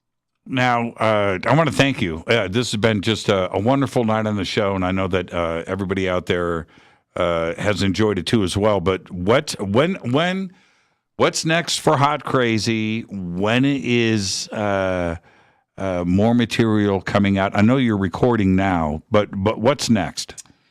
That very much remains to be seen. We're recording an album right now, but it just kind of depends on the route we go. If we say, screw it, and we're just going to do it independently for now, as far as, being able to fund everything, or if we're doing a label, then that will take a little bit longer, but we're trying to get it done as fast as possible. And I really hope that by summer of this year, May, June, whatever, album would be done. I would say an EP, because I think that I would rather put out an EP first, because I want to try to do an EP and a full-length record this year. So I would like to get an EP out first so that we have, 5 songs out there and we can just start go and play. But, and then we pretty much have a full record written, but I just feel like I'd rather do an EP first, because, I don't know, it makes me feel better to not put that all out at once and then feel like the pressure to, okay, I need to write another record right this second. Awesome show tonight. Perfect show. Now, as we wrap, Jordan and I are going to go hunt some UFOs. So I'll keep everybody updated as to what we're about to go and see. Thank you so much, Jordan. Great show. Great conversation. Thanks so much for having me, man. It was a blast. Fade to Black is produced by Hilton J. Palm, Renee, Dennis, and Kevin. Announcers are Steve Harder, Gene Vito, and Mark T. Kovar. Webmaster is Drew the Geek. Music, Doug Aldrich. Intro, Spaceboy, spaceboymusic.com. Fade to Black is produced by KJCR for the Game Changer Network, and this broadcast is owned and copyrighted 2022 by Fade to Black and the Game Changer Network, Inc. It cannot be rebroadcast, downloaded, copied, or used anywhere in the known universe without written permission from Fade to Black or the Game Changer Network. I'm your host, Jimmy Church. Tomorrow night, right here, Jason Quit. Until then, I want everybody to be safe. It's time to fade to black.